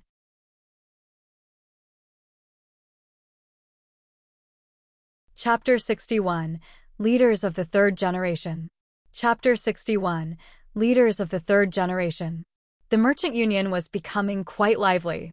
The 5 families were still trying to find a guy named Ding Yan when the Misty Pavilion also stepped in, searching everywhere for someone named Yang Hai.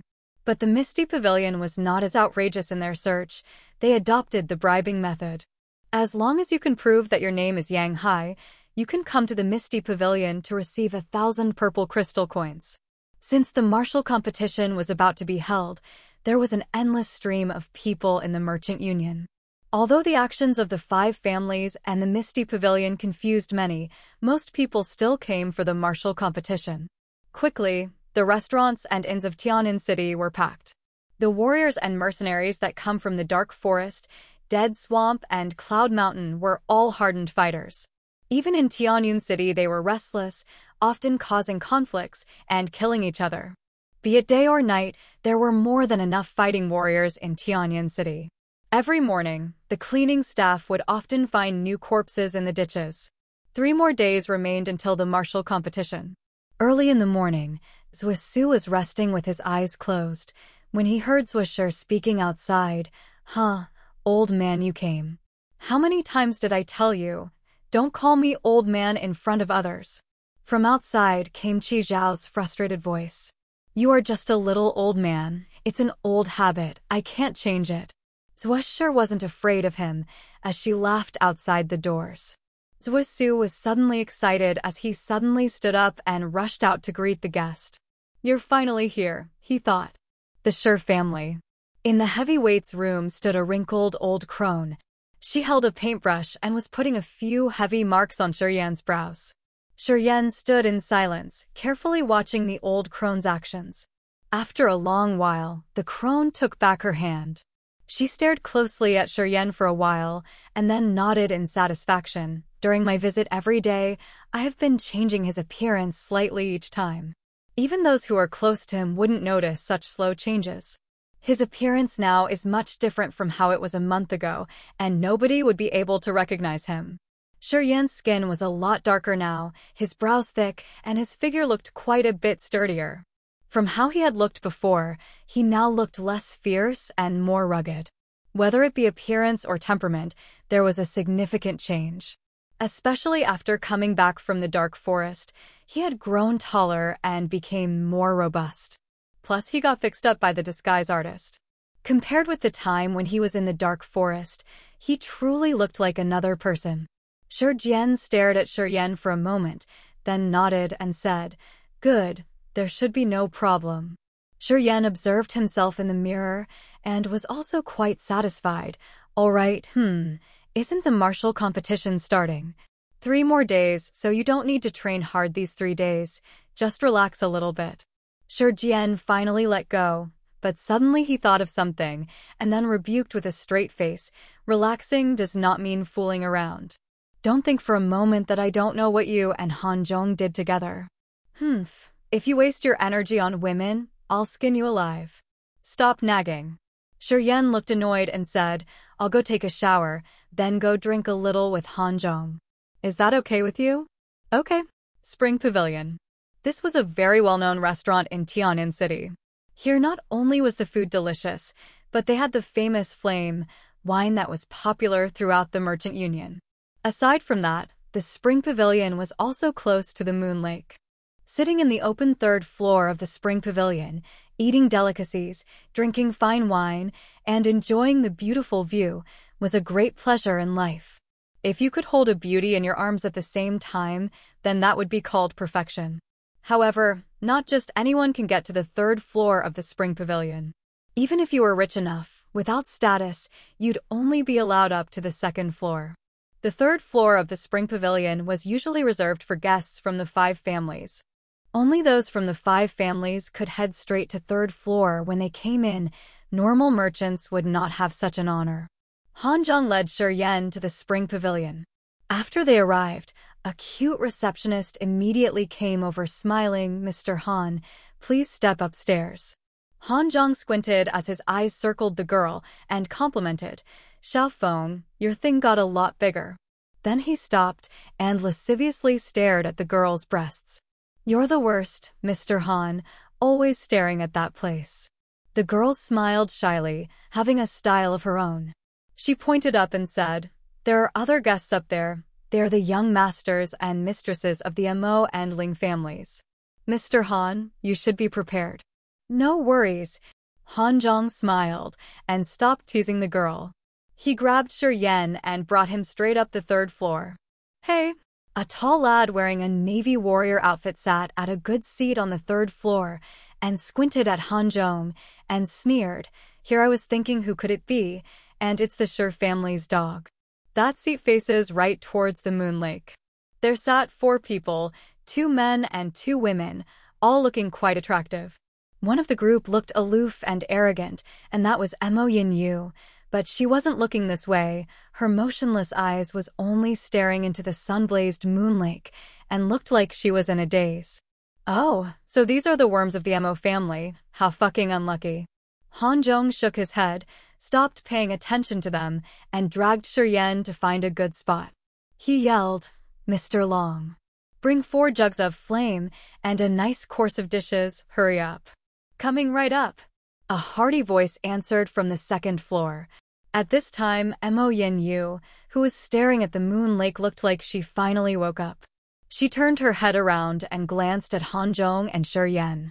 She threw a look of disdain, then turned her head back and continued staring at the lake water. Nobody knew what she was thinking. Across from Mo Yenyu sat a handsome young man.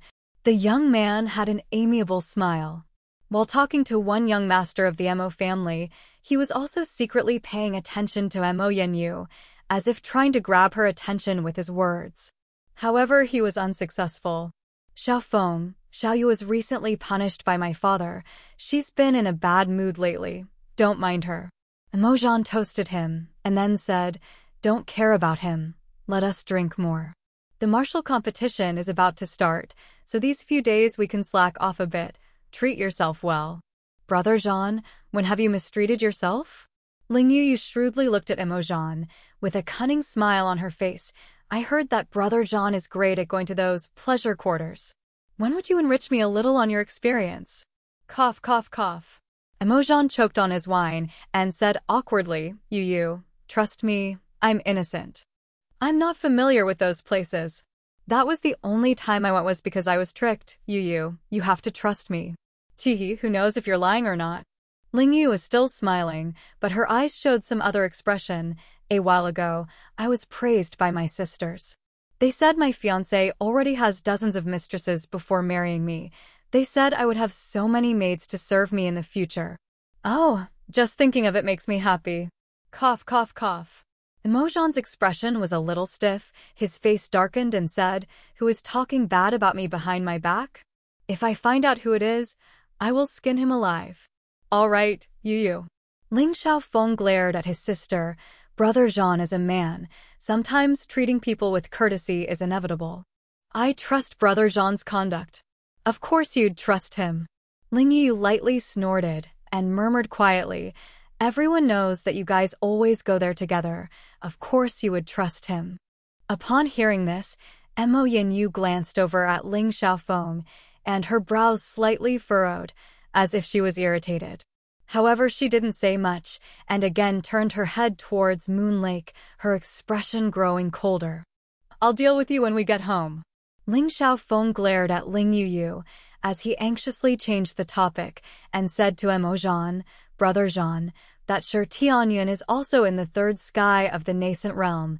He's even better than Shi Tianke, and I heard he has been training very hard lately. At the last martial competition, he didn't show up, but this time he'll definitely be there. Even though you won against Shi Tianke that time, you shouldn't let down your guard this time around. Don't worry, those guys from the third generation of the Shi family can't be placed in my eyes. Emozhan smiled with arrogance, coldly glancing over to where Hanzhong was, and said, Just watch, this year's martial competition, I'll cripple whoever comes in my way. Yeah, sure enough, Brother Zhan has the heroic spirit. Ling Xiaofeng laughed. He held up his cup and said, Come on, Brother Zhan, cheers. Those four over there are Ling Xiaofeng, Ling Yu, Emozhan, and Mo Yenyu. They are all the leaders of the third generations of the Mo and Ling families, and they might become your opponents in the martial competition. Among them, Ling Xiaofeng and Mo Yenyu are engaged, and that Emozhan and Ling Yu are also engaged. Emozhan and Ling Xiaofeng are both at the third sky of the nascent realm. Mo Yenyu is slightly worse, but still has a cultivation of the second sky of the nascent realm. Hanzhong lowered his voice and explained the situation to Shi Yan. He paused and then said, But the one you should least underestimate is that Ling Yu. We got the news a while ago that this girl broke through to the human realm half a year ago, and now she's the strongest one in the third generation of the Ling family. This year's martial competition, the Ling family might arrange to have Ling Yu fight against Zuo Shi. Apparently, to make Ling Yu win, the Ling family have spent a hell lot on her, not only buying the most expensive medicines, but they also gave her a few secret treasures to defend herself. Zuo Shi might be in a lot of trouble this time. Not necessarily. Shi Yan smiled, casually glancing at Ling Yu, and spoke in a low voice. Zuo Shi is much more fierce than she is. Just watch. She's going to lose really badly. Zuo Shi had now obtained the dragon turtle pills and plus the dragon turtle armor, which Hanzhong did not know about. With all these things to rely on, Zuo Shi had a 9 out of 10 chance of winning, and besides, Zuo Shi's realm was a little higher than Ling Yu's. That kid, what are you talking about? At this moment, Ling Yu suddenly stood up and sneered. Are you saying that I'm not as good as Zuo Shi? You think I didn't hear that? I'm telling you, my hearing is clear as ever. Talking about people behind their backs, people from the Shi family, are you all this dirty?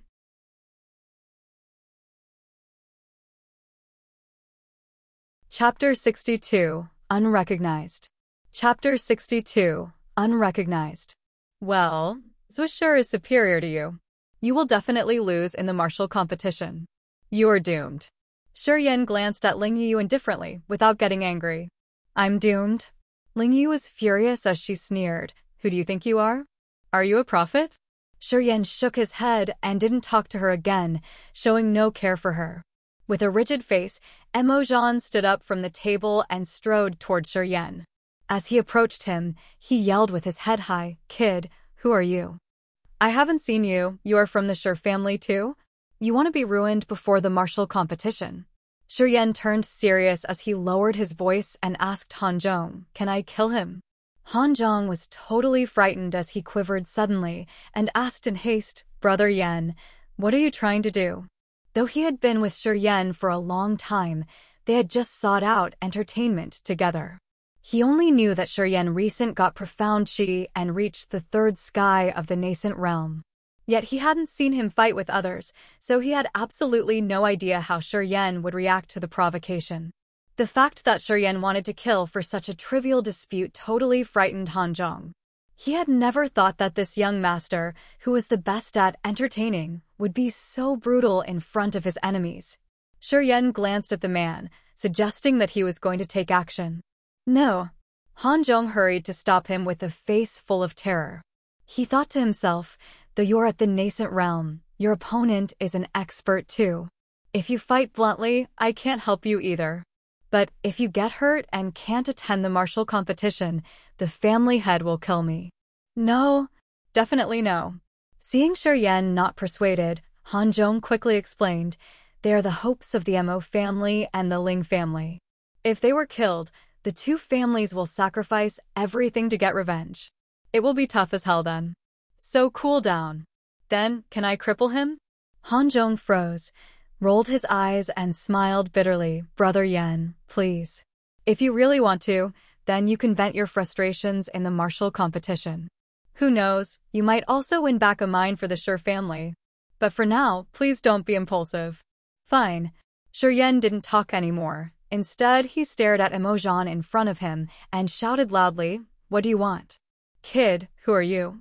After he approached, Emojang didn't fight. Instead, he gazed at Shi Yan coldly. You made my fiancé unhappy. Don't blame me for my rudeness if you don't tell me who you are. Seeing Emojang there, Ling Yu sat down at the table, looking in this direction with cold eyes and felt surprised. Her hearing was superior to others, hence even though Shi Yan and Hanzhong lowered their voices, she was still able to hear the words kill and cripple. Who on earth is that arrogant guy? Ling Yu was bewildered.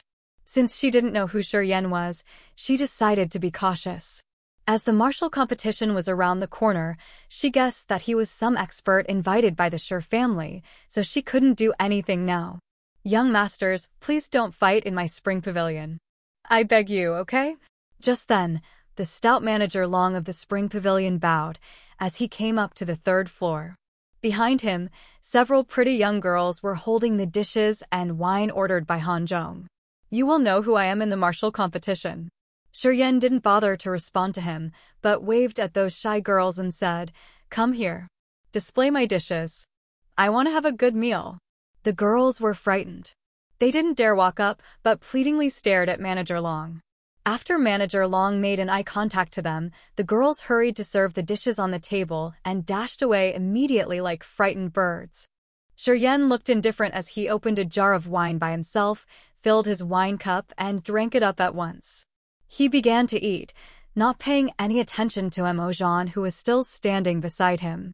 Young Master Emo, it's not the first time you've been to the Spring Pavilion. I am always good to you. Please, don't make a fuss, okay? Manager Long bowed as he persuaded Emojang with a miserable face. Well, Manager Long. For you, I won't fight today. Emojang grunted and sneered at Shi Yan, who was eating happily. Kid, be prepared in the competition. Okay, I can't wait. Without raising his head, Shuryen kept drinking and filled another cup for Hanzhong. Come on, old Han, let's drink. Emojan stared at Shuryen angrily and then left for his own table. Emo Yanyu was paying attention in this direction for quite some time.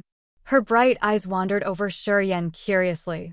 After Emojan came back, she withdrew her gaze and looked to the green moon lake, forgetting the episode entirely. Dang! Dang! Dang! Just then, heavy footsteps sounded from the stairs, which was followed by Bai Ming's voice. Xiao Dai, Yalan, the courses in the Spring Pavilion are famous in Tianyan City. You two should have a good taste this time. Well, the flame wine is strong, but it's really different. You can't afford to miss it. Then Bai Ming showed up, closely followed by Muyu Dai and Di Yalan. Well, it seems I must have a try at the flame wine. Hehe, I can just drink a little. Muyu Dai was in a white dress, which made her look extraordinarily fresh. She came up slowly to the third floor. Di Yalan was behind her, looking a little gloomy, seemingly lost in her worries.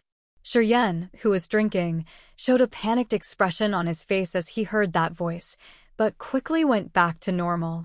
Without taking a look at them, he kept drinking with Hanzhong with his head lowered. Hanzhong was astonished as he saw Muyu Dai and Di Yalan, for he was a little worried Shuryen would make trouble again. Oh, customers here?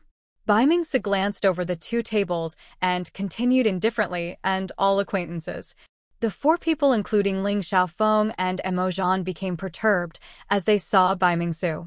They barely smiled and nodded to Bai Mingsu as a greeting. Ling Xiaofeng and Emojan also glanced over Muyu Dai and Di Yalan secretly after they nodded at Bai Mingsu and showed a surprised face at the same time. Hanzhong stood up and nodded at Bai Mingsu as well with a smile. You are not occupied today, young Master Su? Hehe, I heard that you rarely stepped out of your home recently. Well, two beauties came and brightened my home. I found it hard to leave. Bai Mingsu smiled slightly, took a look at Shuryen who was still drinking, and turned to Muyu Dai. Let's take a seat first. Yes! Young Master Su, this way please. Manager Long dashed up suddenly with a fat face full of smiles as he chose a seat for Bai Mingsu and shouted downstairs, Old Gua, young Master Su is here today. Prepare the best dishes and wine. Be careful. Haha. Needless to say, loud laughing sounds came from downstairs. Smiles went up from Bai Ming's mouth as apparently he was satisfied with Manager Long's attitude. He said softly, well, good enough Manager Long, mind your own business now. I can take care of myself. Great. Well, I will cook 1 or 2 dishes for you personally. But I haven't cooked for a long time, so please forgive me if it doesn't taste good. Manager Long laughed. I'm too lucky. Bai Mingsu laughed as well. I'm so flattered to have dishes made by you. No matter how it tastes, I will eat it up gratefully. I'm too flattered. So I will go downstairs now. Manager Long bowed and asked. Sure. Manager Long then bowed to leave. I've finished. Emo Yanyu stood up suddenly. Ling Xiaofeng and Emojan looked at each other and stood up as well, so did Ling Yuyu. The three followed Emo Yanyu and went toward the stairs. Before he left, Emojan greeted Bai Mingsu. Brother Su, take your time. I'm afraid we have to leave first. Yeah, take care. Bai Mingsu turned to him casually and continued to chat with Muyu Dai. Immediately, the 4 people from the Emo family and the Ling family disappeared from the 3rd floor. While drinking, Shuryen was also listening to Bai Mingsu and Muyu Dai chatting and got a little annoyed. So he yelled at Hanzhong, Old Han, I'm done. You. Long ago. Hanzhong knew he was unhappy, so he stood up immediately and said to Bai Mingsu, Young Master Su, we got to go. Okay. Bai Mingsu responded indifferently without raising his head and continued to talk with Muyu Dai. Let's leave. Hanzhong pulled Shuryen, then they walked toward the stairs. Before he went downstairs, Shuryen paused at the corner, glanced over at Muyu Dai and Di Yalan coldly, and then disappeared. Bai Mingsu didn't feel that glance as he sat with his back to Shuryen. Neither did Muyu Dai, for she was talking with Bai Mingsu. Only Di Yalan raised her head randomly and happened to see Shuryen's glance. Out of it, she saw some familiar coldness and scorn. Di Yalin was surprised and dumbstruck. After a very long time, she shook her head softly and sighed to herself. Why am I so stupid? How could that guy be him? Except the eyes, they resemble by nothing. They were two different people. What am I thinking about? What's wrong with me?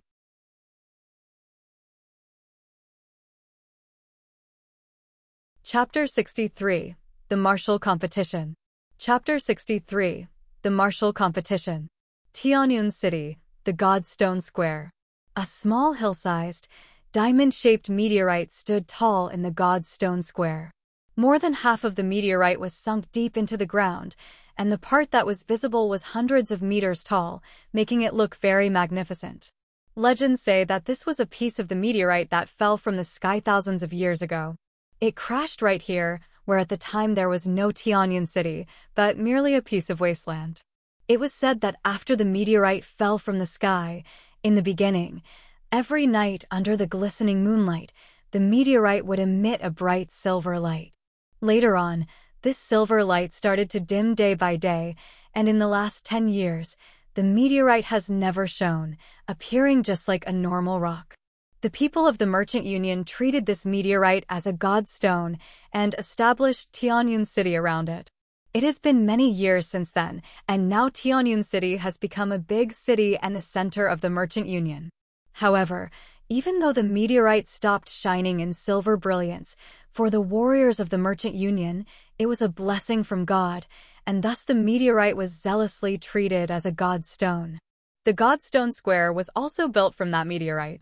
In the Merchant Union, many couples would come to the Godstone Square and make their vows, with the Godstone as a holy witness to their love. Every martial competition in the Merchant Union was held in the Godstone Square. On this day in the Godstone Square, there was an endless stream of crowds. Outside the square there were countless vendors, many of whom were warriors selling mostly items that were associated with cultivation.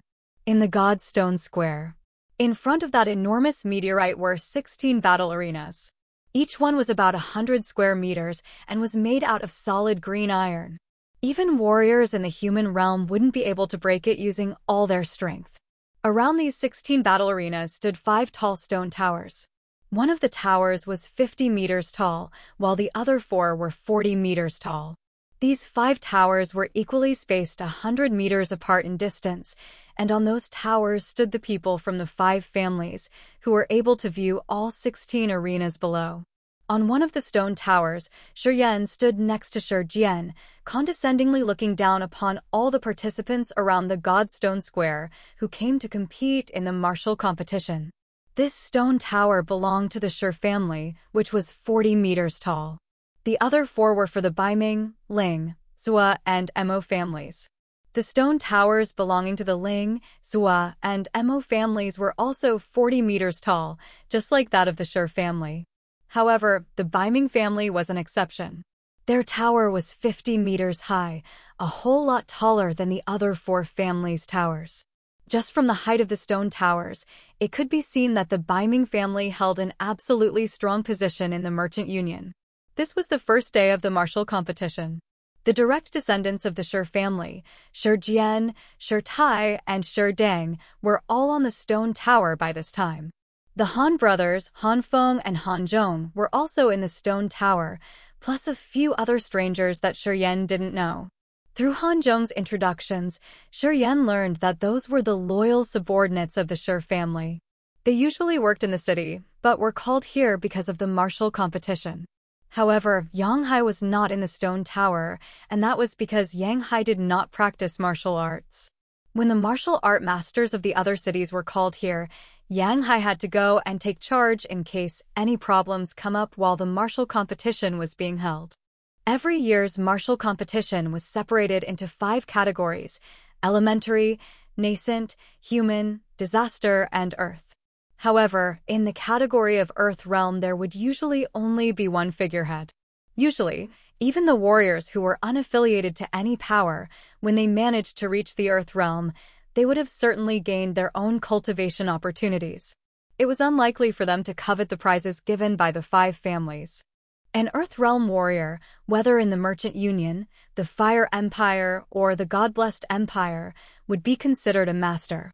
Such warriors wouldn't need to compete in the martial competition to obtain a nice cultivation environment. They can just go to any powerful force to become a dedicated warrior. Even if an Earth Realm warrior didn't join any power, the major forces would still reach out their arm, hoping to recruit the warrior. Because of this, even though the martial competition set a competing category for Earth Realm warriors, but the warriors that actually came to participate were nearly non-existent. Even the warriors who reached the Disaster Realm would rarely come to the martial competition. Every year, there would only be a few warriors that would show up. The ones who really came for the martial competition were mostly at the elementary, nascent, or human realms. These three kinds of warriors with lower capabilities were the majority, as they often couldn't find their own cultivation opportunities. Therefore, they would have to participate in the martial competition in the hope to win some precious cultivation materials or to obtain a nice position in one of the 5 families. The martial competition usually lasted for 5 days. The first 4 days were generally for the warriors who came for the prizes. These people would be watched by the 5 families. Throughout the 4 days of fighting, the families would choose their favorite warriors and reach out to them. The last day, however, would be the highlight of the martial competition. On this day, the 5 families would send their best dedicated warriors and descendants to go compete with the masters of the other families. The 5 families would test each other's power on the last day of the martial competition. This day was also the day when the 5 families would show their strength to others. And on this day, the fighting was often accompanied with the enormous conflicts of interests and profits, and earth-shaking gambles would often happen. Mines, commercial streets, treasures, and even bizarre martial skills could become the stakes of the 5 families. Just one martial competition could lead to one family gaining the most extravagant riches and could also reduce a family's savings to nothing. The last day of the competition would become a topic that people would talk about for years to come. This day, the masters from the different families would expose their true capabilities, showing rare martial spirits. Also in the intense fighting, different secret treasures might also show up. Most warriors who came from the outside were also here for the last day of the martial competition. From the fights on last day of the martial competition, they could find out the difference between them and the warriors of the 5 families. Through watching the fierce battles, they could understand their own inadequacies and find the ways to improve their standards and capabilities. And they might even be able to raise their own strength through the battles from the martial competition. This was why the martial competition attracted so many people. Shi stood on the stone tower serenely, condescendingly looking down upon the arenas and the many warriors who came to participate. 200 meters away on the tower of the Baiming family, 2 beautiful figures followed Baiming Su up the high tower. On the high tower, Muyudai and Di Yalan stood side by side with Baiming Su. Together they were looking over all of the arenas. Muyudai wore a white dress, her hair flying in the wind. On the tall tower, her beautiful posture made her look like a fairy on the mainland. Di Yalan was still in that crimson armor. Her hot body was visible underneath the coverage of that armor made her figure look very seductive. Only her eyes looked troubled. From 200 meters away, Shi slightly raised his head and shot a glance at the 2 girls, secretly smiling in disdain. "Kid, these 4 days you better carefully watch. You lack experience, so you need to watch how the others fight. Don't just mess around." As Shi caught him staring at the 2 girls on the Baiming family's tower, he snorted as he became displeased. "Women are everywhere, and with what you have, what woman can't you get in the future? Don't get distracted before you become strong." "Yes, I know what I'm doing." Shi nodded. "Brother, Crow from the Misty Pavilion has come to see you." Shi Tai, who stood near the staircase entrance of the stone tower, suddenly shouted. "Crow!" Surprise flashed across Shi Jian's face. He blanked out for a second, but then nodded. "Invite him up." "Grandpa, how's the situation at the Misty Pavilion?" Shi lowered his voice and secretly asked. Shi Jian slightly nodded and said, "You shouldn't care much about this. Don't mention it next time, understand?" "Okay." Looking at his expression, Shi knew that Zuo Shi and him must have sorted out all the details. But as Han Feng and all the dedicated warriors were on the tower, Shi Yan was confused as to whether the Shi family sent anyone to help Qi Xiao at the Misty Pavilion or not. Crow came up with a smile as he calmly walked next to Shi Jian and said, "Head of the Shi family, I have come to request help from you. I'm wondering where your son Yang Hai is right now. I want to invite him to the Misty Pavilion. Is that all right?" Yang Hai. Shi Jian's expression darkened as he snorted, but said in confusion, "The Misty Pavilion has been trying to find people named Yang Hai everywhere. What are you trying to do?" "A friend of mine has come from the Endless Sea. Her older relative lost an infant a very long time ago. The infant is called Yang Hai, and so they requested me to look around for him. Thus I ask for your help, Master Shi." Shi Jian's heart skipped a beat, and his eyes flashed with a strange unknown expression. After quite a while he finally shook his head and responded, "Yang Hai is not in Tianyun City right now, because I called many people back for the martial competition. Yang Hai has been taking charge in another city. We'll talk about this some other time." "Sure, as long as you'd remember, Master Shi."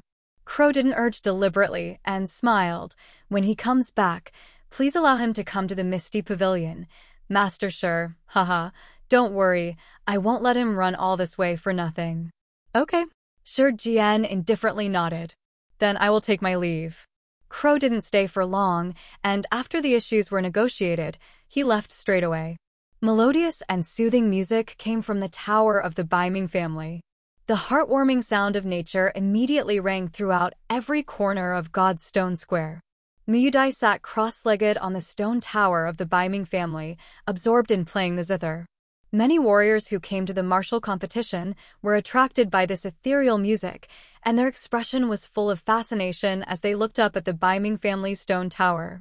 Next to Miyudai was Baiming Su, his expression full of pride, and the corner of his lips showed a trace disdain for all living things. He stood there and accepted the admiring and envious gazes from the many warriors.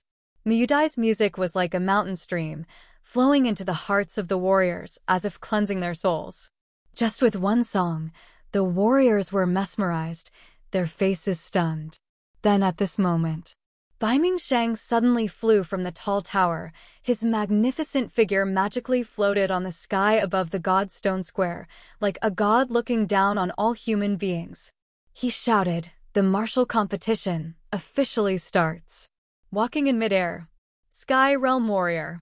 Many warriors screamed out one by one, their expression in awe, shocked by the capabilities shown by Baiming Sheng.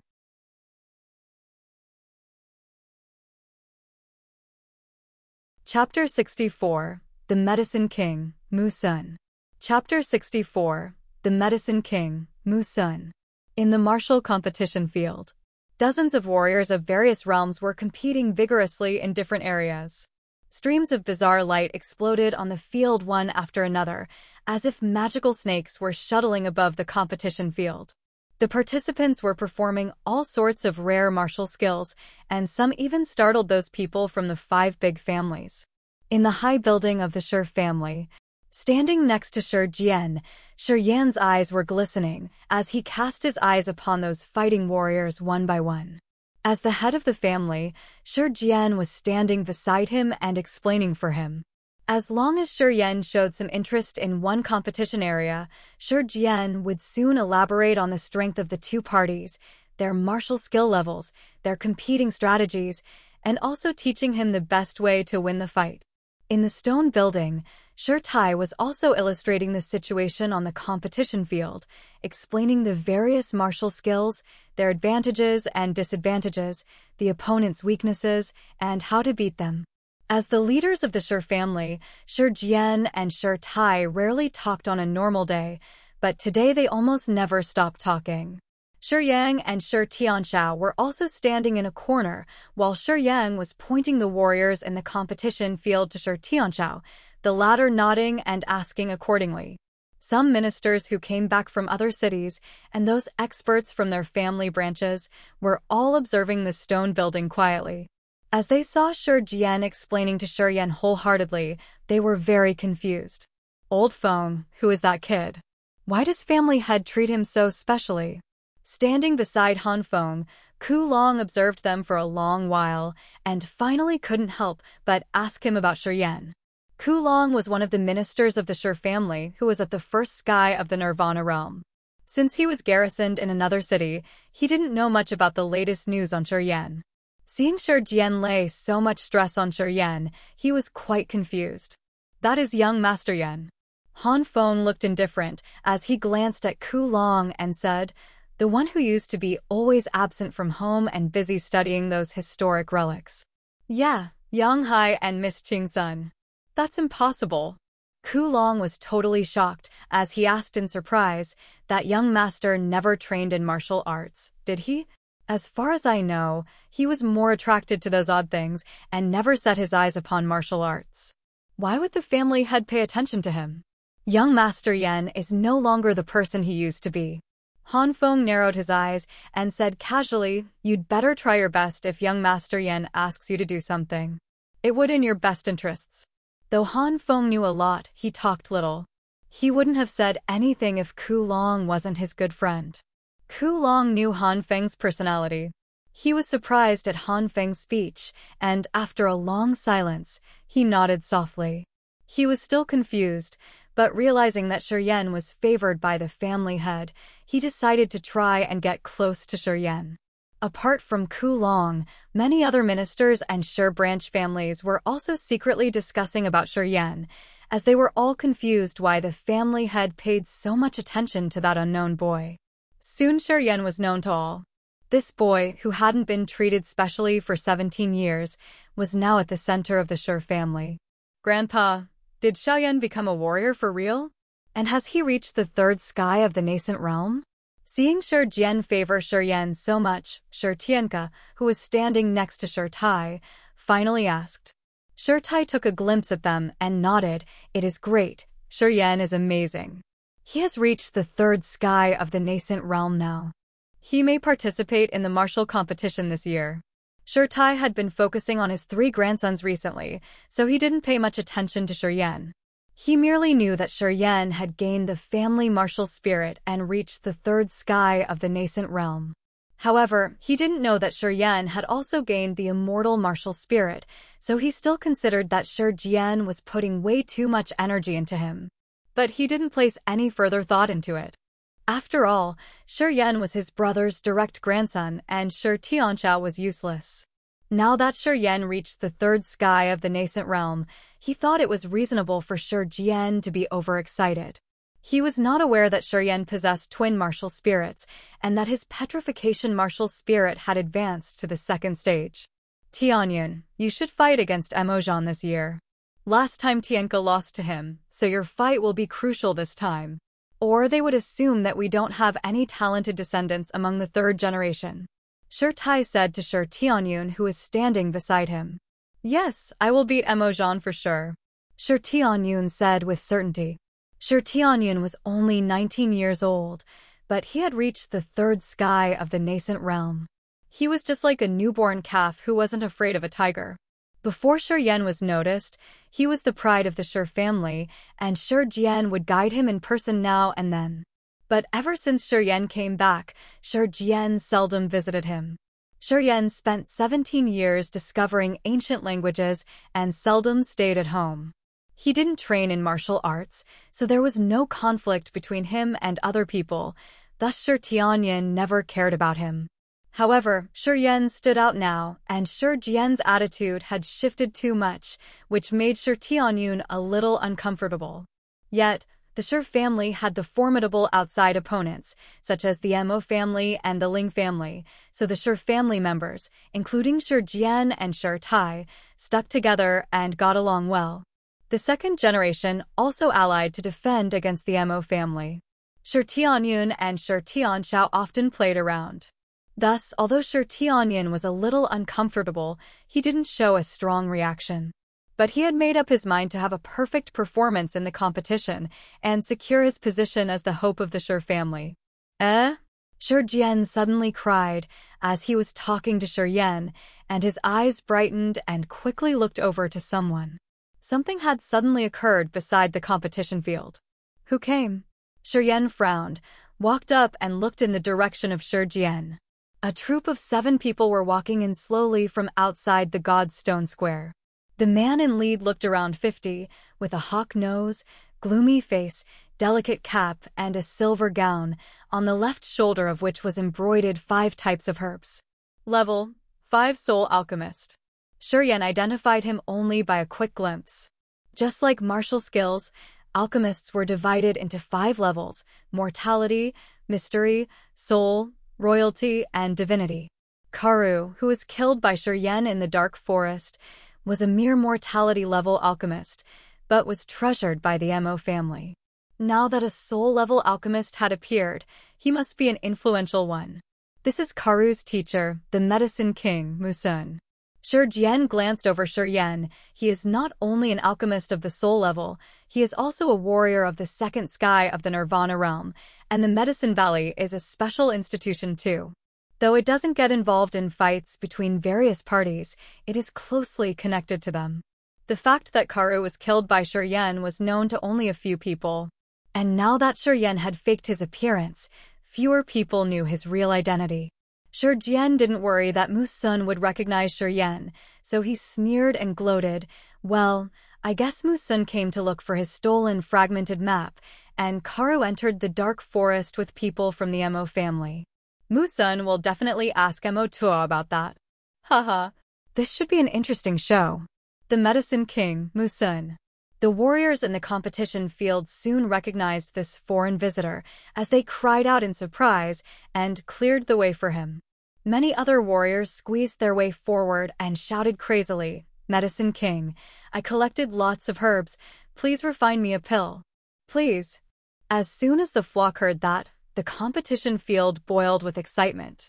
More and more people shouted, asking for Musun's help. People's attention were drawn to Musun at once, and no one set their eyes on the competition field anymore. On the buildings of the Baiming family, the Zuo family, the Ling family, and the Mo family, many couldn't sit still anymore. Lots of experts rushed down the buildings with their master's permission and ran to Musun to invite him to watch the competition in their building. Without Shi Jian's permission, Shi Tai also rushed down. Suddenly, the Medicine King Musun was crowded by the core members from the 5 big families, whose faces were full of smiles, hoping Musun would go with them. Musun will go to the Mo family. Hehe. But nothing good will happen. Shi Jian gloated. Just as expected. Ignoring Mo Chaoga, who was coming up to invite him, Musun soon walked toward the Mo family building silently, with a rigid face. Mo Chaoga didn't dare be angry, and followed him smiling and bowing.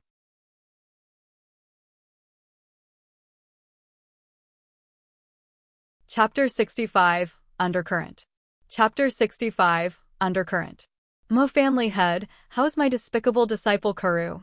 After walking up the Mo family stone tower, Musun asked directly. His voice was not loud, but everyone in the God's Stone Square heard him clearly. Standing on the stone tower of the Mo family, Mo Tuo was in total dismay. Being bluntly questioned in public by Musun, Mo Tuo was embarrassed. He wanted to deal with him in private, but apparently Musun was having different thoughts. Being pushed hard, Mo Tuo had to reply loudly, "Mr. Mu, Karu died long time ago. I also don't know who killed him." Musun stood proudly against the railing of the stone tower, and thus his figure could be easily seen once the warriors at the bottom of the tower raised their heads. "Dead?" Musun sneered and said sarcastically, "Mo family head really has his methods. Knowing that my despicable student stole my treasure map, you invited him to visit the merchant union and killed him halfway, and so you got the map. Now you pretend to know nothing. What a family head you are. Well, did you earn all the Mo family properties this way? Haha, the whole merchant union knows Mo family head's methods." On the tower of the Shi family, Shi Jian laughed loudly and gloated. Many of the Shi family properties were snatched under the Mo family head's tactics. Shi Jian! 200 meters away, Mo Tuo stared at Shi Jian angrily. "This is none of your Shi family's business. Stop spouting nonsense." Ignoring him, Shi Jian continued, "Of course it's none of our business. I was just stating the truth. Don't be overly emotional, Mo family head." Standing aside Shi smiled secretly, and for the first time, he felt this old man was interesting and knew how to strike a man when he was down. Not being able to do anything about Shi or be mad at him, Emotua could only smile to Musun modestly and explained, I didn't know Karu had stolen your treasure map when we invited him to our home. And considering he is your student, we sent people to pick him up. We really didn't know that. Mr. Mu, don't blame the Emo family. Mistake? Musun's face turned gloomier and he sneered. Your Emo family would have sent people to pick him up if you hadn't known that he stole my treasure map? The Medicine Valley is thousands of miles away from the Merchant Union. Who would believe that you traveled so far just for Karu's second-rate refining skill, but not for the treasure map? Humph. Emotua was helpless as he explained, well, it was for his skill. Emo family head, I don't need any more excuses from you. I don't care if Karu died or not. Just return to me my treasure map and I will leave at once. I'm not interested in stirring up any trouble. Musun became impatient. The treasure map is really not in my hands. Since you, the Emo family head, don't want to return that map, I have got nothing else to say. Musun grunted and walked out as he said coldly, though we, the Medicine Valley, don't get involved in the power struggles in various countries, we won't be bullied as you like. Emo family head, you'd better conduct yourself well. At once, Musun walked down the tower directly with his people. Mr. Mu, you're welcome to visit the Shi family anytime.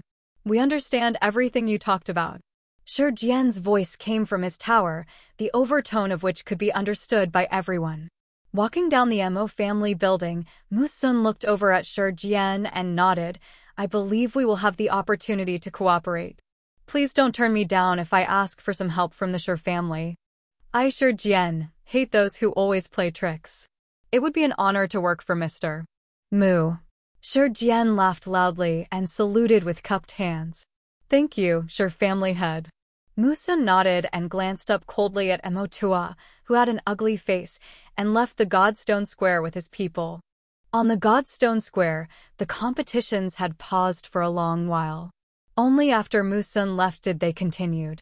The competition this day became more interesting after Musun's unexpected visit. Soon after Musun left, people started discussing noisily and soon learned the whole story. As a result, a hint of scorn and loathing could be seen amongst the crowd whenever the Emo family was mentioned. Many of those who had planned to associate with the Emo family changed their mind, and thus the Emo family lost numerous potential experts. Ku Luo, the manager of the Misty Pavilion, was also in the competition arena. He saw the conflict between Musun and Emotua. Before the competition ended, Ku Luo secretly left for the Misty Pavilion, which was not far from the Godstone Square. At dusk, in a secluded room in the Misty Pavilion, Ku Luo bowed and elaborated the whole story to Xia Xinyan. After Ku Luo finished his speech, Xia Xinyan frowned and thought for a while, then said, if it is as Musun says, then the other piece of the fragmented map must be in Emotuo's hands. I came here for the Sky Gate, so I don't care who I have to cooperate with. Ku Luo, go to the Mo family tonight and tell them we can share the map with them and work together to explore the Sky Gate. I understand. Ku Luo nodded. Shura King Xiaohani will arrive in half a month, and you still haven't found the right guy. Hurry up. Xia Xinyan said casually. I will try my best. Ku Luo was a little astonished as he replied in awe, I've sent people to other cities to search. I believe we will find him soon. Good. Off now. Xia Xinyan waved her hand casually. Ku Luo bowed away. That night, Ku Luo visited the Emo family alone, asking to meet Emotua. Emotua was too angry, but since Ku Luo came, he had to lift his spirit to meet him. After Ku Luo revealed his purpose, Emotua shook his head with a bitter smile.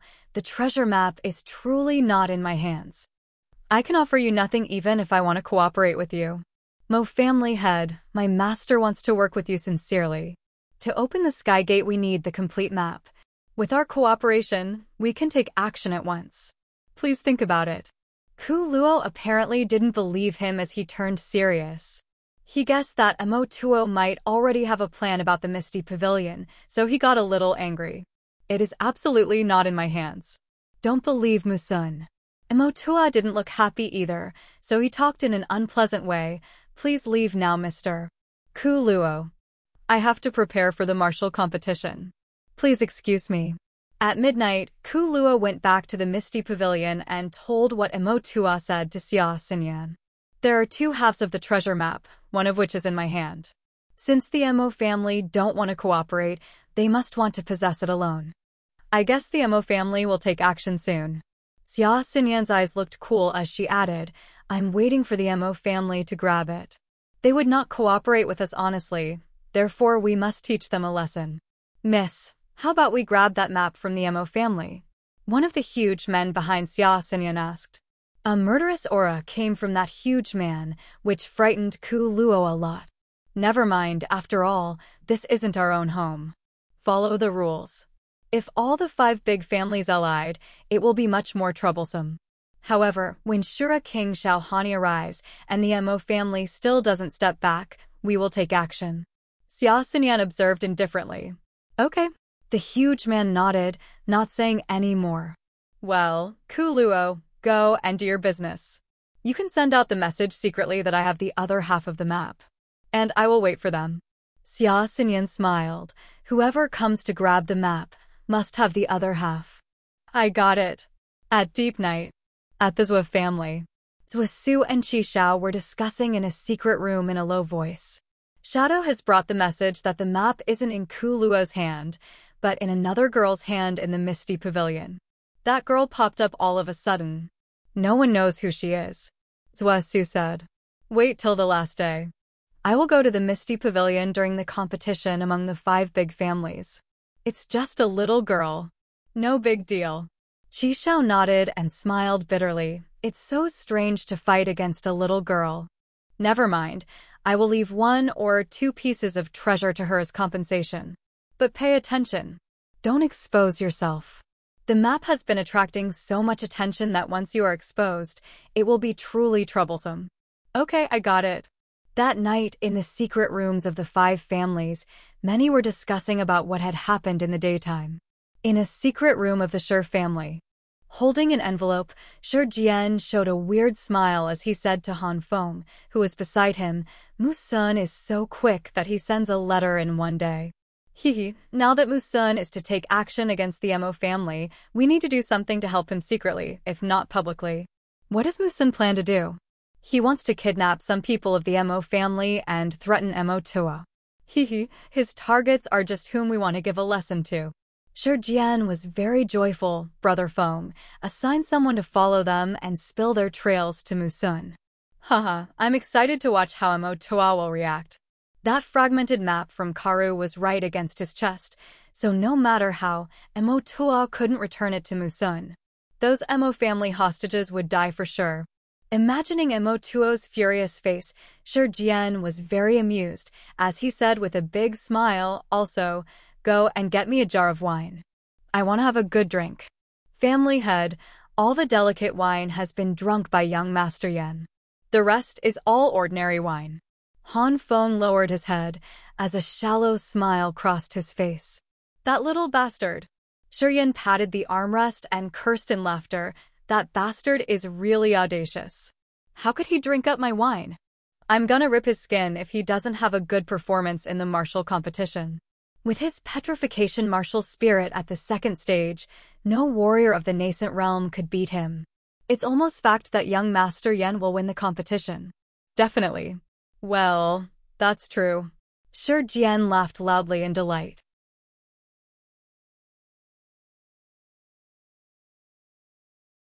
Chapter 66. Fearless. Chapter 66. Fearless. *TL note, Sky Gate and Gate of Heaven have previously been used interchangeably. We will be sticking with Gate of Heaven from now on. It was now the 4th day of the martial competition. This day, all the warriors who came to participate were fiercely fighting for the top 3 places. Every rank's first 3 places would have a certain martial skill, secret treasure, or cultivation material as prizes. As long as you can place in the first 3, there's no way you would go home empty-handed. The 5 families were never stingy in giving prizes. They had prepared many profound level martial skills and secret treasures, as well as pills and cultivation materials that enhanced one's profound chi. On the morning of the 4th day, these lavish prizes were displayed on a round table in the middle of the arena, watched by specialized staff. The warriors were ecstatic upon seeing the prizes being displayed and were in full vigor to fight in the upcoming battles. By noontime, there were already 2 nascent realm warriors killed in the arena, and one at the human realm was crippled. According to the rules of the martial competition, when one side surrenders, the opposing party cannot continue the fight. Which was why, as long as one wasn't too greedy, took what could be managed, and give up when the situation wasn't favorable, one would definitely live. The few warriors who were heavily injured or killed were all thinking that they could still keep fighting. They tried to turn the situation around when they were obviously at a disadvantage. That was why they had such miserable outcomes. On the Shi family's stone tower, there was a smile at the corner of Shi Jian's lips as he looked down on the arenas from high above, occasionally glancing at the Mo family's tower. Every time he would see Mo Tua with a dark expression, like his son died or something. In the past 3 days, many important figures in the Mo family had all mysteriously disappeared one by one. Mo Tua was full of anger, but due to the critical time of martial competition, he couldn't act arbitrarily. He knew exactly who's been doing this, but there was nothing he could do. The experts of the Mo family could only secretly try to find traces of Musun's group, but unfortunately, they couldn't even find Musun's shadow. And Musun didn't send messengers either, so there was no way to negotiate. Kid, tomorrow is the martial competition for the 5 families. After watching for 4 days, have you gained anything? Shi Jian was in a great mood. He peered at Shi Yan, who was at his side, and spoke casually. Gains? Shi Yan looked indifferent and nodded. I definitely gained some things, but I'm only watching, so there's only a little to actually gain. Instead, I would like to go on the battlefield myself and fight to the death. Only the things you comprehend on the verge of death can be considered the greatest riches. Shi Jian was dazed. He stared at Shi Yan, and after quite a while he finally asked in astonishment, You little brat. You cultivated to the nascent realm in such a short time? Shouldn't you be lacking in battle experience? Why do I feel that you're already highly experienced? The insights on the verge of death are surely precious, but if you get killed, then all those insights would have been useless. Shi Yan grinned, but did not explain his words. Oh! Shi Jian suddenly exclaimed, his expression strange. He looked at the faraway tower of the Mo family. 200 meters away, in the tower of the Mo family. Someone quietly whispered into Mo Tuo's ear. His face suddenly darkened to the extreme. Shockingly, he walked down the stone tower of the Mo family and walked straight towards the Shi family. On the Baiming family stone tower, Baiming Shang also shortly received the news. He moaned, and then also walked down his stone tower and came towards the Shi family. In the arena, the warriors were still intensely battling. Many bystanders were confused by Baiming Shang and Mo Tua, who were walking towards the stone tower of the Shi family, wondering why these two were heading over to the Shi family's tower. In a short moment, the angry-looking Mo Tua got to the Shi family's tower first. Right after he climbed up the tower, Mo Tua immediately sprung up and screamed, Shi Jian, where's Musun? Shi Jian's expression darkened, and he sneered. How would I know where Musun is? Mo Tua, you are asking the wrong person. Don't even try to pretend. Mo Tua's expression was of resentment. Musun is an outsider. Unless you and the Shi family secretly provided help, how could it be that our Mo family is unable to track him? Musun is probably hiding in some manner of the Shi family. You better tell me exactly where he's hiding. Mo Tua, our family's business has nothing to do with you.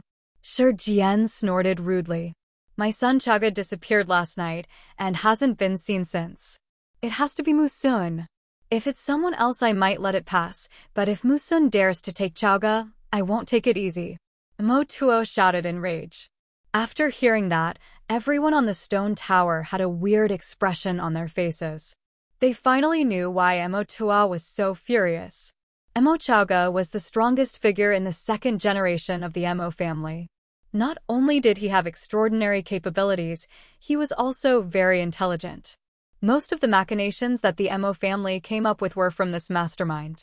The Shi family also had many people who suffered losses because of him. Mo Chaoga could be described as the most capable person in the second generation of the Mo family. Now that such an important figure had also gone missing, Mo Tua couldn't sit still anymore. He finally came to start the fight.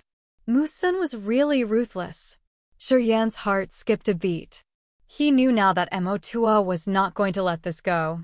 I don't know where Musun is. Go spend some time and find him yourself. You're not welcome here, Shi Jian said indifferently. He was secretly happy inside, but he didn't stop insisting. Head of the Baiming family, Shi Tai exclaimed. Right at this moment, Baiming Sheng slowly walked up the Shi family's stone tower. With furrowed brows, he came to the side of Shi Jian and Mo Tua. Baiming Sheng glanced at the two, then casually said, "The marital competition is held by us 5 families. I hope everyone can keep calm and not make trouble during the martial competition. Others will ridicule us." "My son Chaoga is gone," Mo Tua yelled. Baiming Sheng's expression froze for a second, then he said to Shi Jian, "Master Shi, that Musun is, after all, an outsider. Although we should treat him well on his visit to the Merchant Union, there is a limit. His approach of taking away Mo Chaoga is truly too extreme. Master Shi, on this matter you should restrain yourself a little, don't go overboard." Shi Jian's lips curled into a sneer, and his eyes coldly locked on Baiming Sheng. He knew that the reason why Baiming Sheng verbally spoke out for the Mo family was because the Mo family and Baiming Sheng secretly had an agreement, with the common motive of exploring the gate of heaven. It looked like Baiming Sheng stepped out to be the peacemaker, but he was actually supporting the Mo family. "It's the same as I told you before, I don't know where Musun is at." Shi Jian was sure tough. He scowled and kept denying any knowledge of Musun. Baiming Sheng's brows slowly furrowed. He nodded and intervened no more. He said nonchalantly, "Anyway, what I wish is for you to stay kind to each other during the martial competition so you won't make the Merchant Union look bad. You too, take care. Shi Jian, by tonight, if you still don't send someone to tell me where Musun is, in tomorrow's martial competition, don't blame us for taking offense." "Humph." Mo Tuos shouted and viciously scanned across the room at all 3 generations of Shi family descendants, including Shi Tianke and Shi Tianyun, as if saying, "Watch out for the lives of your sons and grandsons." "Mo Tua, are you threatening me?" Shi Jian's expression changed and he sneered. "If you screw around with things at tomorrow's martial competition, you too should not blame me for being ruthless. I don't care what you think. If I can't find Musun, then just wait and watch what happens tomorrow." Mu Tua took a deep breath in, stopped talking, and walked downstairs. "Master Shi, you need to look at the big picture here," Baiming Sheng said apathetically as he shook his head and followed Mo Tua down the stairs. Boom! Shi Jian punched the balcony of the stone tower, the rigid green iron receiving a huge fist-shaped imprint from his punch. Even the whole stone tower, which was several meters tall, was shaking violently from the impact. Everyone from the Shi family who was standing on the tower clearly felt his rage. "They're going too far," Shi Jian growled. No one knew if he's talking about Mo Tua or Baiming Sheng. Because of this little episode, Shi Jian's face was scary the whole day. At the end of that day of the martial competition, when he had to present the gifts to the winners, his expression was still ugly. That night, in the secret room, Han Feng bowed towards Shi Jian and said, "Master, Mo Tua and Baiming Sheng are both giving us pressure now. What should we do?" "Don't worry about them." Shi Jian continued scowling. "Master, we can let Mo Tua slide, but Baiming Sheng," Han Feng said hesitantly. "Qi Xiao is still in the city. If Baiming Sheng dares to mess with us, I'd go ahead and shamelessly ask Qi Xiao to help me. I do not think Baiming Sheng would launch an attack on our family for that shitty Mo family." Shi Jian snorted. "Understood."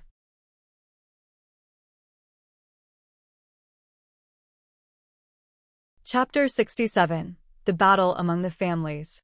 Chapter 67. The Battle Among the Families. The next day, Godstone Square. In the early morning, while the sky was still dimly lit, a number of different warriors in Tianyan City had already gathered in the arenas of the martial competition. In the center of the Godstone Square, on one side of the arena, which was 100 square meters across, were large blocks of green stone. These green stones were stacked higher as they moved away from the center of the arena, so it would be more convenient to watch the fighting in the arena. Before the 5 families even got here, the green stones around that one arena especially made for the Battle of the 5 Families were already filled with crowds. Just as the sun rose, the warriors the 5 families started to arrive from all around Tianyan City. Shi Yan followed Shi Jian. Before they even got to Godstone Square, he could already see the massive crowds. These people were nearly all warriors, mostly in the elementary, nascent, or human realms, but there were some at the disaster or earth realms as well. These disaster and earth realm warriors might not have been interested in the martial competition, but the head-on fighting among the 5 families was enough to grab their attention. On the blocks of green stone around the arena, you could see many warriors whispering to each other. A lot of these warriors carried sturdy-looking heavy swords and battle axes. They could have been mercenaries who came from the dark forest. None of them showed up in the previous days, but today, they came bright and early. When the Shi family's people appeared in the Godstone Square, the warriors in the square started murmuring and made a path for the Shi family. The Shi family hadn't even entered the center of the arena yet, but again those warriors turned their heads to the entrance of the Godstone Square and gasped in low voices. The Mo family, led by Mo Tua, all came towards the arena with grim expressions. Shi Jian snorted. Scowling, he silently led the Shi family towards the arena. This time, the 5 families were not going to watch the fights from far away in their stone towers.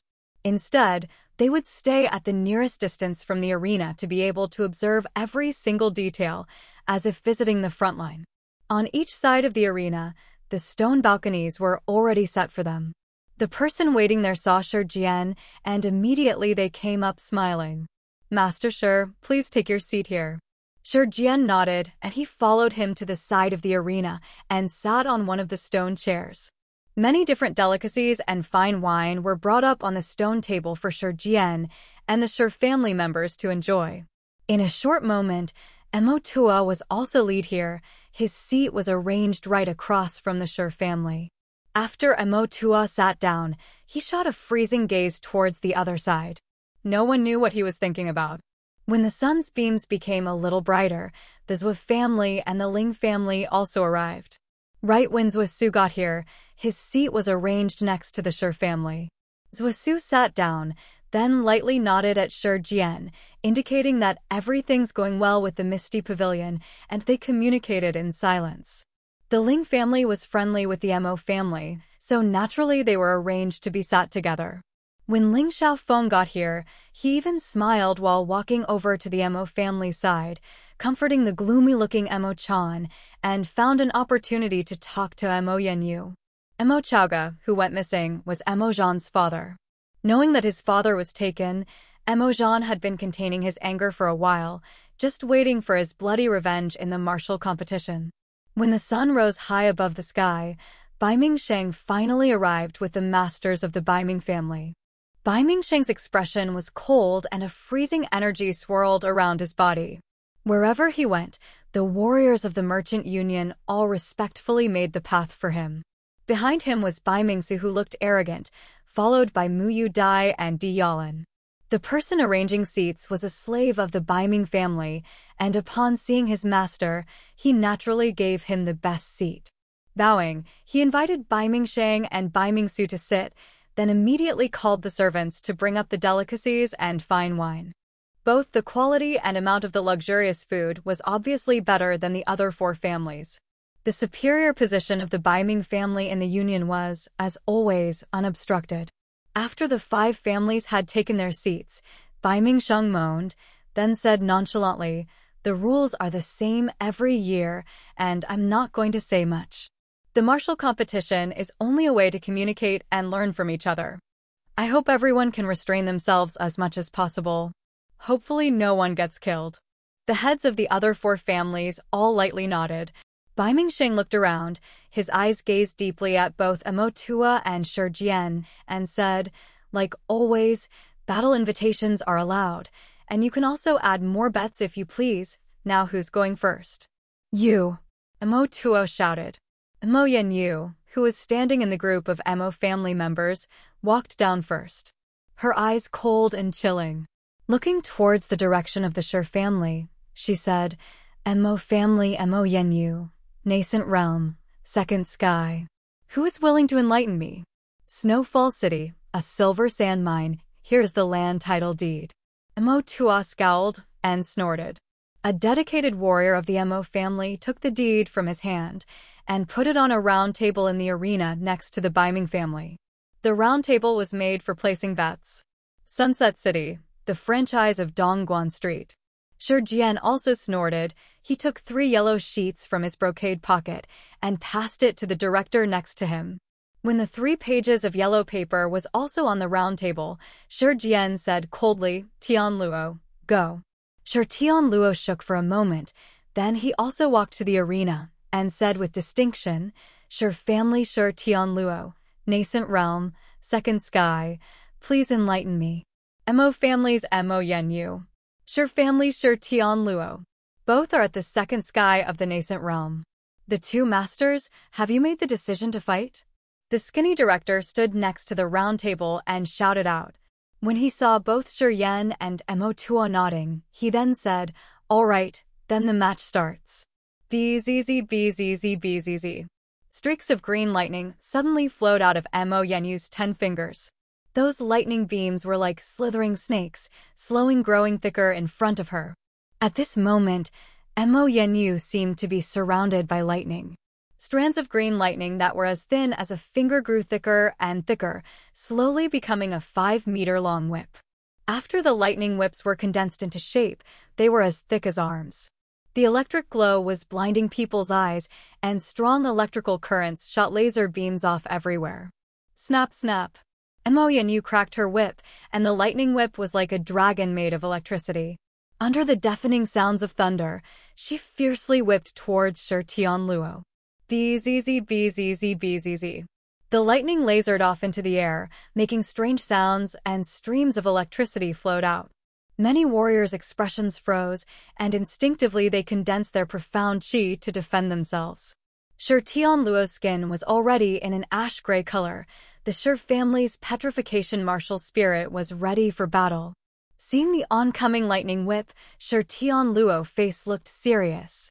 All of a sudden he shouted loudly, and a fierce force as strong as a mountain suddenly burst out from his body. Shi Tianluo was as still as a mountain, his legs looked as if they were pitched deep within the earth. After petrification, his physical defense was extraordinary, such that he fearlessly reached his hand out to grab the lightning whip that came at him. BZZ BZZ. Just when Shi Tianluo reached out his hand, the lightning whip wrapped around his left arm, and a shocking amount of electricity passed from the lightning whip and into Shi Tianluo's body. Arg! Shi Tianluo roared. The profound qi in his petrified body scoured around inside his body and quickly flowed into his left arm to restrain the electricity that was intruding into his body. Using the advantage of the petrification martial spirit, although Shi Tianluo's left hand was tingling and sore, he wasn't in that much of an unfavorable situation.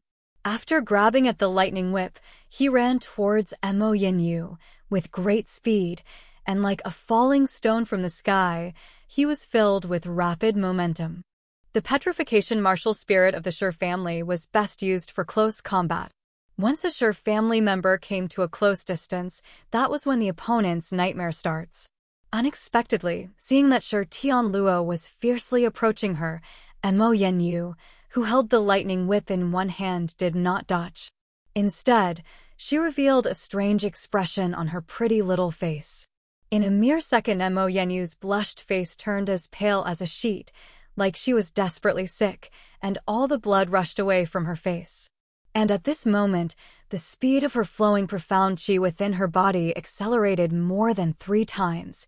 It was as if all the potential in her body was suddenly released. This is bad. Shi Yan thought silently. His heart dropped.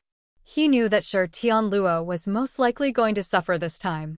Mo Yanyu obviously only had a capability of a nascent realm, second sky warrior, but then her profound qi drastically changed inside her body, and now it was like she obtained some sort of power out of thin air that didn't belong to her.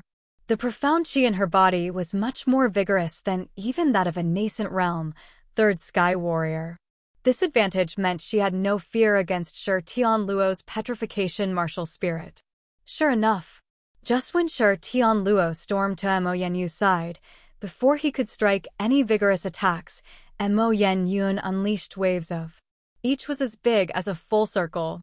It was over 3 times stronger than back when she shot it towards Shi Yan. Together 7 waves of burst from her other hand, so fast that Shi Tianluo had no time to dodge at all. Boom, boom, boom, boom, boom, boom, boom.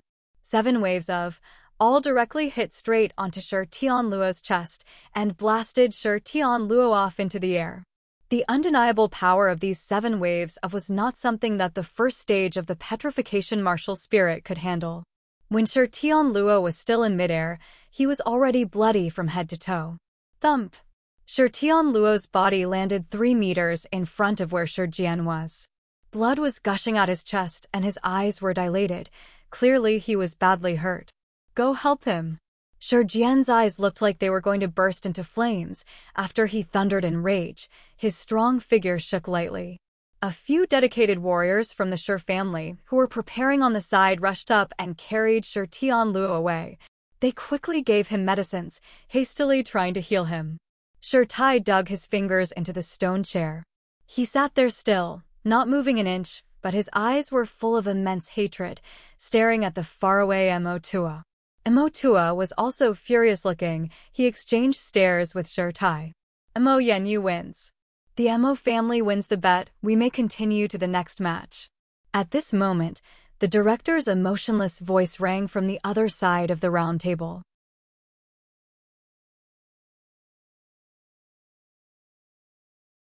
Chapter 68. A Thorough Defeat. Chapter 68. A Thorough Defeat. This pretty girl is amazing. Yeah, she won without any effort, even though she is at the same realm as him. Too nasty. That guy could have died several times if he didn't possess the petrification martial spirit. The competition among the 5 big families is really awesome. It is worth my long travel here. The arena was filled with boisterous discussions. The onlookers were all surprised at Mo Yanyu's ability. With a cold expression on her face, Mo Yanyu stood in the center of the field proudly, staring at the Shi family members with her frosty eyes, like a snow lotus on a snowy mountain. Those observing warriors also gazed at her hot body with sparkling eyes. They were surprised by her brutality, but still couldn't stop complimenting her. On the Shi family side, everybody had a rigid face. Shi Tai was trembling with anger, but could do nothing except stare at Mo Tua in hatred. This was the martial competition. The loser couldn't say anything about a public defeat. He could only win back his prestige in another battle. Family head, young Master Tianluo is not heavily injured, but he won't be able to train his martial arts for 3 years. One minister of the Shi family came up from behind and said to Shi Jian and Shi Tai. Shi Jian and Shi Tai suddenly quivered at his message, with grief crossing their eyes. Grandpa, that woman is strange. Her strength surged halfway through. That's too weird, Shi Yan remarked in a low voice. I know. Shi Jian took a deep breath and turned to Shi Tianku and Shi Tianyun with hesitation. He had apparently noticed that as well. At the halfway point of the battle, Mo Yanyu's face suddenly turned pale, and it was at that moment the profound qi in Mo Yanyu's body became much more dense and circulated much faster, which was abnormal. You back. Mo qi up. Just then, Mo Tua demanded, we are not going to change the wager, and invite a battle with the Shi family again. Another youth about 6 feet tall replaced Mo Yanyu at the center of the arena and said proudly, Mo qi of the Mo family. Nascent realm, second sky. Please enlighten me. Big brother. Shi Tai yelled, and looked at Shi Tianku who stood behind him with worried eyes. What should we do now? Fight. Shi Jian grit his teeth, thought for a while and announced Tianyun up. All Shi family members were shocked at this and turned pale as they looked at Shi Jian in confusion. Shi Tianyun was the most talented among the third generation of Shi family and was at the third sky of the nascent realm. Thus everybody believed he would fight last. Now that Shi Jian had sent him up so early, who would fight in the following battles? Mo Zhan was of the third generation of the Mo family, but he was not on the stage yet. No matter if Shi Tianyun won or lost this battle, he would lose the chance to fight against Mo Zhan. Who will be sent to fight against Mo Zhan later? If they couldn't find anyone to compete with Mo Zhan, everybody would think there were no promising descendants in the third generation of the Shi family, which was a bigger shame than losing the competition. Big brother! Shi Tai cried, Mo Zhan hasn't been sent. It must be Tianyun. There is something strange going on, so we have to send Tianyun, who is one sky higher than him. Shi Jian stated with a frosty face, shut up. Tianyun. Go. Yes. Tianyun replied firmly and directly stepped onto the arena. Shi Tianyun from the Shi family. Nascent realm. Third sky. Please enlighten me. Shi Tianyun. Isn't he the strongest in the third generation of the Shi family? Exactly. Why did he appear so early when Mo Zhan is still not on stage? The Shi family is scared now. They have no choice but to send Shi Tianyun up to fight. Now it's getting interesting. One is at the third sky of the nascent realm and the other is at the second sky. One sky different. I guess the Mo family won't accept this fight. They will definitely change their warrior. Well, the Mo family won't buy it. The onlookers were all discussing among each other in astonishment. Many from the Baiming and Ling families were looking on with doubt in their eyes, staring at the Shi family with weird expressions. Even some faces from the Zuo family were filled with surprise, not knowing what Shi Jian was thinking. Only Zuo Su and Zuo Shi knew what was going on. They stealthily looked over to Shi Yan. Beiluo City. One mine. And the commercial street in the south of Beiluo City. Shi Jian took a deep breath and pulled out all the documents from his bag and handed them to the director. Mo Qi from the Mo family, second sky of the nascent realm. Shi Tianyun from the Shi family, third sky of the nascent realm. Is it right? As the wagers put on the table, the director frowned at Shi Jian and Mo Tua. Mo Tua was a little confused as he glanced over at Shi Tianyun, not knowing why it was him who was sent. After hesitating, Mo Tua had a small talk with an old man, a mussy-haired one who was standing beside him and nodded softly. Seeing him nodding, Mo Tua seemed to be relaxed as he nodded at the coach. No problem, our warriors of the second sky of the nascent realm can easily beat those of third sky of the nascent realm from the Shi family. We're in. Now, the battle begins. Shi Tianyun immediately petrified his body, while Mo Qi yelled once and lightning intertwined his arms. Mo Qi, prove yourself as soon as possible. Don't let others look down upon you. Mo Tuo reminded him indifferently. Hearing that, Mo Qi quickly understood what to do. In an instant, like Mo Yenyu, Mo Qi's face turned as pale as a zombie, which was extremely horrifying. It was exactly the same. In Mo Qi's body, the flow of his profound qi accelerated many times. A certain energy that didn't belong to him seemed to be triggered and invaded his entire body. His aura suddenly overwhelmed Shi Tianyun, who was one sky higher than him. There it goes. Shi Tai yelled in anger. They must have played a certain trick. This is not the type of power that could belong to a warrior of the second sky of the nascent realm. Shi Jian looked depressed as he nodded. Did you notice that? Mo Tua had a talk with the old man behind him before he permitted the battle. Mo Yenyu and Mo Qi's weird change must have something to do with that old man. I won't let him go peacefully. Shi Tai gritted his teeth. Bang! Shi Tianyun kicked off the ground with one foot and the solid metal stone made a thunderous sound as if it had been cracked. Shi Tianyun shot towards Mo Qi like a sharp sword at his fastest speed, intending to cripple Mo Qi as soon as possible. Mo Qi smiled coldly without fear as he directly met Shi Tianyun, emitted flashes of lightning which flew towards him rapidly. As he released the lightning flashes, green balls of light burst out from the center of Mo Qi's palm. They began to strike Shi Tianyun heavily. Bang, bang, bang. Bang, bang, bang. One after another, green light balls struck Shi Tianyun and slowed his attacks. Just then, the profound chi in Emochi's body surged again. He appeared in front of Shi Tianyun suddenly from behind the green balls. The lightning flashes magically formed an electric net in the sky and wrapped up Shi Tianyun in an instant. How is that possible? The energy in that kid equals that of a human realm warrior. Shi Tai screamed in fear. Shi Tianyun was tightly entangled by the electric net. He struggled to escape it but failed. At this time, Emochi's green light balls kept striking Shi Tianyun one by one and drove him back. Emochi dashed near Shi Tianyun and kept striking him with his arms and legs. Shi Tianyun was bleeding severely from the corner of his mouth, but he couldn't fight back because of the electric net that bound him tightly. What a thorough defeat!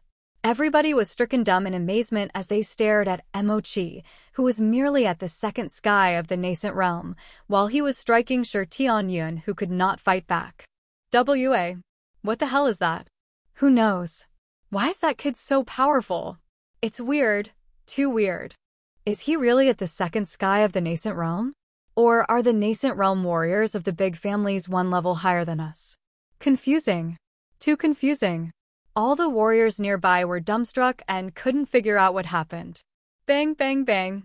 Bang, bang, bang. After receiving the endless strikes, Shi Tianyun was bleeding severely and his eyes gradually began to dim. Shi Jian stood up at once and demanded, "We lose." The director from the Baiming family, who was standing next to the round table, immediately looked over to Baiming Shang after Shi Jian yelled. Baiming Shang seemed to not have noticed the scene on the battle arena, as he was still drinking his tea quietly. Seeing his attitude, the director understood what he meant. He lowered his head to check the documents, ignoring Shi Jian's announcement. Bang, bang, bang. Emochi continued to kick Shi Tianyun, as the latter had fallen onto the ground long ago. "We admit defeat."